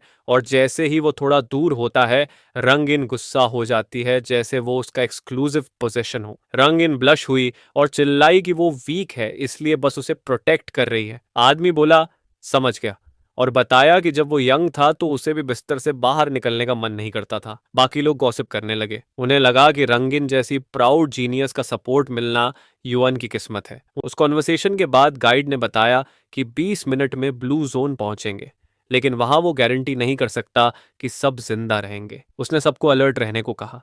अचानक बात पूरी करने से पहले ही उसकी हेड कट चुकी थी। सब शॉक में फ्रीज हो गए। फन वाली एम्बियंस तुरंत फियर में बदल गई। कल्प्रिट था एक बाई पेडल मॉन्स्टर। उसे हेड हंटर कहते थे क्योंकि वो इंसानों के सिर कलेक्ट करता है। वो वेपन से इम्यून था और अगर उसने किसी का सिर टारगेट किया तो वो इंसान प्रैक्टिकली डेड था। सबने तुरंत पीछे हटना शुरू किया। उसने उसी औरत को टारगेट किया जिसने युअन को संभालने की ऑफर दी थी। बाकी लोगों को पता था कि वो औरत माइंड कंट्रोल में है, इसलिए हिल भी नहीं सकती। वो ग्रुप से दूर थी, इसलिए कोई उसे खींच नहीं सकता था। हेड हंटर ने अपनी टेल से अटैक किया। औरत ने उसे आते देखा। आश्चर्यजनक रूप से उसकी टेल कट गई। सब कंफ्यूज हो गए कि उसे किसने बचाया। वो युआन था। सब हैरान रह गए कि प्रीटी बॉय ने ऐसा किया। उन्हें समझ नहीं आ रहा था कि एक सिंगल प्लेइंग कार्ड ने एलॉय जैसी हार्ड टेल कैसे काट दी। रनंगिन शॉक हो गई। मॉन्स्टर जोर से चीखा। यूएन ने उसे थ्रेटन किया। टेल काटना तो बस शुरुआत है। वो औरत उसके पास आई और मान लिया कि उसने उसे गलत जज किया। फिर उन्होंने देखा कि जमीन पर बहुत सारे कार्ड्स पड़े हैं। उन्होंने रियलाइज किया कि यूएन ने करीब 100 कार्ड्स एक साथ फेंके थे और उनमें से एक ने वाइटल स्पॉट हिट कर दिया है। एक आदमी ने उस लड़की से फुसफुसाकर कहा कि अगर तुम इस प्रिटी बॉय को खुद पर हावी कर दोगी तो सिर्फ सफर करोगी, ये बस लकी था। लड़की ने रिप्लाई दिया कि मुझे फेवर्स का बोझ पसंद नहीं, मैं बस एक बार उसे अकम्पनी करूंगी फिर चली जाऊंगी। यूएन ने सिंपली रिप्लाई दिया, लक भी स्ट्रेंथ का हिस्सा है। इसके बाद उसने पॉइंट आउट किया कि सराउंडिंग्स बदल चुके हैं। तभी सबने नोटिस किया कि क्लिफ के ऊपर कई सारे हेड हंटर्स खड़े हैं। सब डर गए कि यहाँ तो बहुत बड़ी संख्या है और वो धीरे धीरे सराउंड हो रहे हैं। बैड लक से वो एक मैसिव हंटिंग मॉन्स्टर स्वॉर्म में फंस गए थे। सब पैनिक हो गए क्योंकि उन्हें ये एक्सपेक्ट नहीं था, खासकर जब वो अभी ग्रीन जोन में ही थे। उन्हें समझ आ गया कि मॉन्स्टर्स को ह्यूमन जोन्स की परवाह नहीं। युअन जानता था कि दसियों हजार हेड हंटर्स से लड़ना पॉसिबल नहीं। अब उनका एक ही ऑप्शन था, ब्रेक थ्रू करना, स्ट्रेंथ गैदर करना और एक ब्लडी पाथ कार्व करना, इससे पहले कि पूरा हॉर्ड उन्हें घेर ले। रांगिन ने डिसाइड किया कि चार्ज करना होगा। उसने थंडरक्लैप डिसाइपल्स को ऑर्डर दिया कि सब उसके पीछे फॉलो करें। उसने बाकियों को भी बोला कि उनके साथ चार्ज करो। सर्वाइव करना या मरना अब उनकी किस्मत पर डिपेंड करेगा। सब चार्ज कर गए। रांगिन ने अपनी मासिव सोर्ड से मॉन्स्टर्स को स्ले करना शुरू किया। लोग उसे देखकर कमेंट करने लगे कि हेवन उसे फेवर करता है, तभी वो एक ही वार में हेड हंटर को मार देती है। उसने ओपनिंग बनाई और सब लोग उसके पीछे चल पड़े। सब डिटर्मिन्ड थे कि मॉन्स्टर्स को मारकर आगे बढ़ेंगे। उसने सबको मोटिवेट किया, बस थोड़ा और, हम स्वॉर्म से निकलने वाले हैं। उसने यूएन को चेक किया कि वो ठीक है या नहीं, लेकिन सब पैनिक हो गए जब पता चला कि यूएन मिसिंग है। वो डिसाइपल्स पर गुस्सा हो गई। तुम्हें उसे ग्रुप के बीच प्रोटेक्ट करना था, फिर वो ऐसे कैसे वैनिश हो गया? किसी ने कहा कि एक म्यूटेटेड हेड हंटर स्पीसीज होती है जो इनविजिबल हो सकती है। उन्होंने गेस किया कि शायद वही यूएन को पकड़ कर ले गई। एक डिसाइपल ने कहा कि ये सैविज म्यूटेटेड वेरिएंट सिर्फ हजारों हेड हंटर्स में एक दो ही होते हैं। अगर उसने यूएन को टारगेट किया है तो वो बहुत डेंजर में है। उधर युआन क्लिफ के ऊपर खड़ा उस इनविजिबल हेड हंटर से बात कर रहा था। उसने कहा, अब भी भागेगा? इनविजिबिलिटी बेकार है। मेरी कार्ड वाली चोट अब भी ब्लीड कर रही है। वो साफ उसी मॉन्स्टर से बात कर रहा था। यूएन ने उसे वार्न किया कि मेन हॉर्ड आने तक टाइम स्टॉल करने की कोशिश मत करना। मैंने तुझे हॉर्ड से अलग किया है, अब तुझे जाने नहीं दूंगा। मैं तुझे कैप्चर करना चाहता हूं और अपनी मॉन्स्टर आर्मी में जोड़ना चाहता हूं। हाई स्पीड इनविजिबल असासिन जैसा रेयर बीस्ट मैं छोड़ूंगा नहीं। मॉन्स्टर ने जोर से चीख लगाई। यूएन ने उसे चैलेंज किया, कम ऑन, अटैक कर। मॉन्स्टर इतनी तेजी से चार्ज किया कि उसने अपनी टेल छुपाकर पीछे से यूएन का सिर उड़ाने की कोशिश की, लेकिन यूएन ने उसे आते देख लिया। उसने साइड के रॉक्स कंट्रोल करके हेड हंटर पर फेंके। फिर उसने इवॉल्व्ड स्पाइडर कार्ड इक्विप किया उसे कॉम्बैट करने के लिए। और क्योंकि वो अवेकनिंग लेवल के करीब था, उनकी स्ट्रेंथ में बहुत बड़ा गैप था। एवोल्यूशन अभी नया था, स्पाइडर अनस्टेबल था और वो कार्ड को 72 घंटे में सिर्फ 2 बार इक्विप कर सकता था। लेकिन अगर उसे टॉप 10 में रैंक किया गया स्टेबिलिटी गेम मिल जाए तो वो कार्ड बिना किसी प्रतिबंध के इस्तेमाल कर सकता है। उसका प्लान पहले उसे कैप्चर करने का था, उसने आसानी से कर लिया, मॉन्स्टर कार्ड में बदल गया। अगला स्टेप था कि बाकी मॉन्स्टर्स के आने से पहले निकल जाए। लेकिन उसने कुछ नोटिस किया, कुछ लोग आ गए थे। वो लोग एक खास यूनिफॉर्म पहने हुए थे। वो लोग म्यूटेटेड मॉन्स्टर की ऑरा की वजह से वहां आए थे, लेकिन हैरान थे कि वो ऑरा वैनिश हो चुका है। ये लोग रैंक 1 हॉल ब्लैक गोल्ड के टॉप 5 अवेकन बीइंग्स थे। उन्होंने अपनी पावर सप्रेस करके एबिस में स्नीक किया था और मिलकर मॉन्स्टर्स को ड्राइव करके स्टैम्पीड ट्रिगर किया था, सिर्फ इनविजिबल म्यूटेटेड हेड हंटर को हंट करने के लिए। इतनी मेहनत के बाद वो इसे जाने नहीं देने वाले थे। यूएन एक रॉक के पीछे छिपकर उनकी बातें सुनने लगा। उसे पता था कि black gold hall dark path follow करता है और ये सिर्फ इलीट के लिए रिजर्व है। जब उसने देखा कि पांचों टॉप अवेकेंड बीइंग्स एक साथ आए हैं, उसे समझ आया कि बात बहुत सीरियस है। ब्लैक गोल्ड के एक आदमी ने कहा कि म्यूटेटेड मॉन्स्टर पूरी फोर्ट्रेस का फ्यूचर तय करेगा, इसलिए उसे कैप्चर करना ही होगा, चाहे इसके लिए सब कंटेस्टेंट्स को मारना पड़े। दूसरे ने अश्योर किया कि मॉन्स्टर भाग नहीं सकता, वो यहीं आसपास है। लीडर ने सबको ऑर्डर दिया कि रॉकी फॉरेस्ट से सर्च शुरू करो और पूरी तरह छानबीन करो। जैसे ही वो लोग आगे बढ़े, युआन ने राहत की सांस ली कि फिलहाल वो सेफ है। लेकिन उसके मन में क्यूरियोसिटी थी कि आखिर ये म्यूटेटेड मॉन्स्टर इतना इंपॉर्टेंट क्यों है। तभी कोई उसके पास आकर बोला, सोच रहे हो सेफ हो गए? फिर सब उसके सामने आ गए।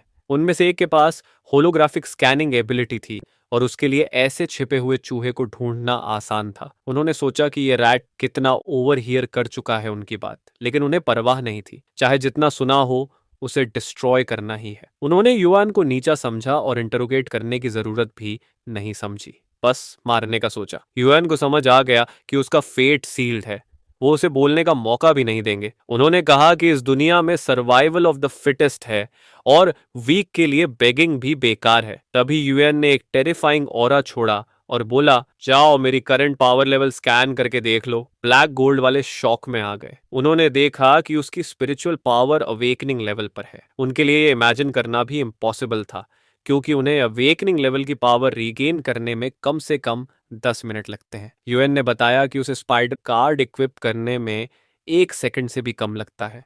फिर उसने उन्हें चैलेंज किया, 10 सेकंड में मुझ पर अटैक करके देखो। भले ही वो लोग अपनी स्ट्रेंथ अनसील नहीं कर पा रहे थे, फिर भी सबने मिलकर चार्ज करने का डिसाइड किया उसे मारने के लिए। लेकिन युआन ने फैसला किया कि वो मदद करेगा, सब अनसील कर दूंगा। उसने साइकिक इंटीग्रेशन यूज किया और उनके बॉडीज क्यूब क्यूब होकर कट गए। सबके चेहरे सफेद पड़ गए। युआन ने इतना ज्यादा साइकिक एनर्जी यूज किया कि सील तोड़ी ही नहीं, बॉडी भी डिसइंटीग्रेट कर दी। ब्लैक गोल्ड का एक मेंबर अभी भी जिंदा था। यूएन ने सोचा कि उससे इंटेरोगेशन करेगा। उससे बोला, अगर अच्छे से बिहेव करोगे तो जान बख्श दूंगा। वो आदमी घमंडी था, बोला कि वो एक डिग्निफाइड हाई रैंक अवेकेंड है और खिलौना नहीं बनेगा। वो भागने लगा, लेकिन उसे लगा कि उसकी स्पीड कम हो गई है। यूएन ने रिवील किया कि जब उसने दूसरों की सील तोड़ी, उसी समय उस पर स्लोइंग सील डाल दिया था। उसने बोला, तुम कभी ओबे नहीं करोगे तो अब मर जाओ। उसने हेड हंटर को कार्ड से रिलीज कर दिया। वो आदमी शॉक में था कि इनविजिबल म्यूटेटेड मॉन्स्टर उसके सामने है। यूएन ने उसका मजाक उड़ाते हुए बोला, कंग्रेट्स, तुम्हें वही मॉन्स्टर मिल गया जिसे तुम लोग ढूंढ रहे थे। फिर मॉन्स्टर ने उसका सिर काट दिया। हेड हंटर वापस युआन के पास आया और उस आदमी की बॉडी ड्रैग करके ले आया। युआन डिटर्मिन्ड था कि हेड हंटर का सीक्रेट जरूर पता लगाएगा। उसने कॉप्सेस को अपने कॉप्स वाइन के फ्यूल के तौर पर यूज किया। हेडलेस बॉडीज की एनर्जी अब्सॉर्ब कर ली गई। अवेकेंड बीइंग्स के फ्रेश कॉप्सेस एनर्जी से भरे होते हैं। यूएन ने अंदाजा लगाया कि एग्जाम खत्म होने से पहले ही कॉर्प्स वाइन मैट्रियार्क एक और बार इवॉल्व कर जाएगी। वो ग्रुप के पास वापस गया। जब वो रंगीन से मिला तो उसने उसे प्रिंसेस की तरह उठाया और बोला कि उससे 100 मीटर से ज्यादा दूर मत जाना। उसने कहा कि अगर वो मॉन्स्टर टाइड के पास उसे पीछे छोड़ देती तो वो कब का मर चुका होता। यूएन ने उसे धन्यवाद दिया कि उसने अबैंडन नहीं किया। उसने रीजन दिया कि उसे हाइपोग्लाइसेमिया हो गया था और वीकनेस की वजह से गिर पड़ा, इसलिए टीम के साथ पेस नहीं रख पाया। वो ब्लश हुआ जब रंगयिन ने कहा, मुझे कसकर पकड़ो, अब स्पीड बढ़ानी होगी। उन्हें जल्दी से मॉन्स्टर टाइड से निकलना था। पीछे डिसाइपल्स पूरी स्पीड से भाग रहे थे और सोच रहे थे कि वो दोनों कपल की तरह फ्लर्ट कर रहे हैं। उन्हें जेलसी हो रही थी कि गॉडेस जैसी लड़की यूएन को प्रोटेक्ट कर रही है। उन्होंने स्पीड और बढ़ा दी। यूएन ने रंगयिन को बोला कि उसकी हाइपोग्लाइसीमिया अब ठीक है और वो खुद चल सकता है, लेकिन उसने उसे चुप करा दिया। उसे फील हुआ कि कुछ पीछे आ रहा है। ब्लैक मायास्मा उनका पीछा कर रही थी। उसने सबको बताया कि मॉन्स्टर्स के अलावा डिजास्टर्स भी होते हैं जो कंफ्यूजन पैदा करते हैं, इसलिए सबको अलर्ट रहना होगा। ब्लैक मायास्मा कोई मॉन्स्टर नहीं बल्कि डिजास्टर थी। उसने सबको कहा कि शार्प रहो और स्पीड बढ़ाओ ताकि उस एरिया से बाहर निकल सको। यूएन ने उसके बारे में कुछ रियलाइज किया। इसी के साथ ये पार्ट यही खत्म होता है। तो मिलते हैं अगले वीडियो में।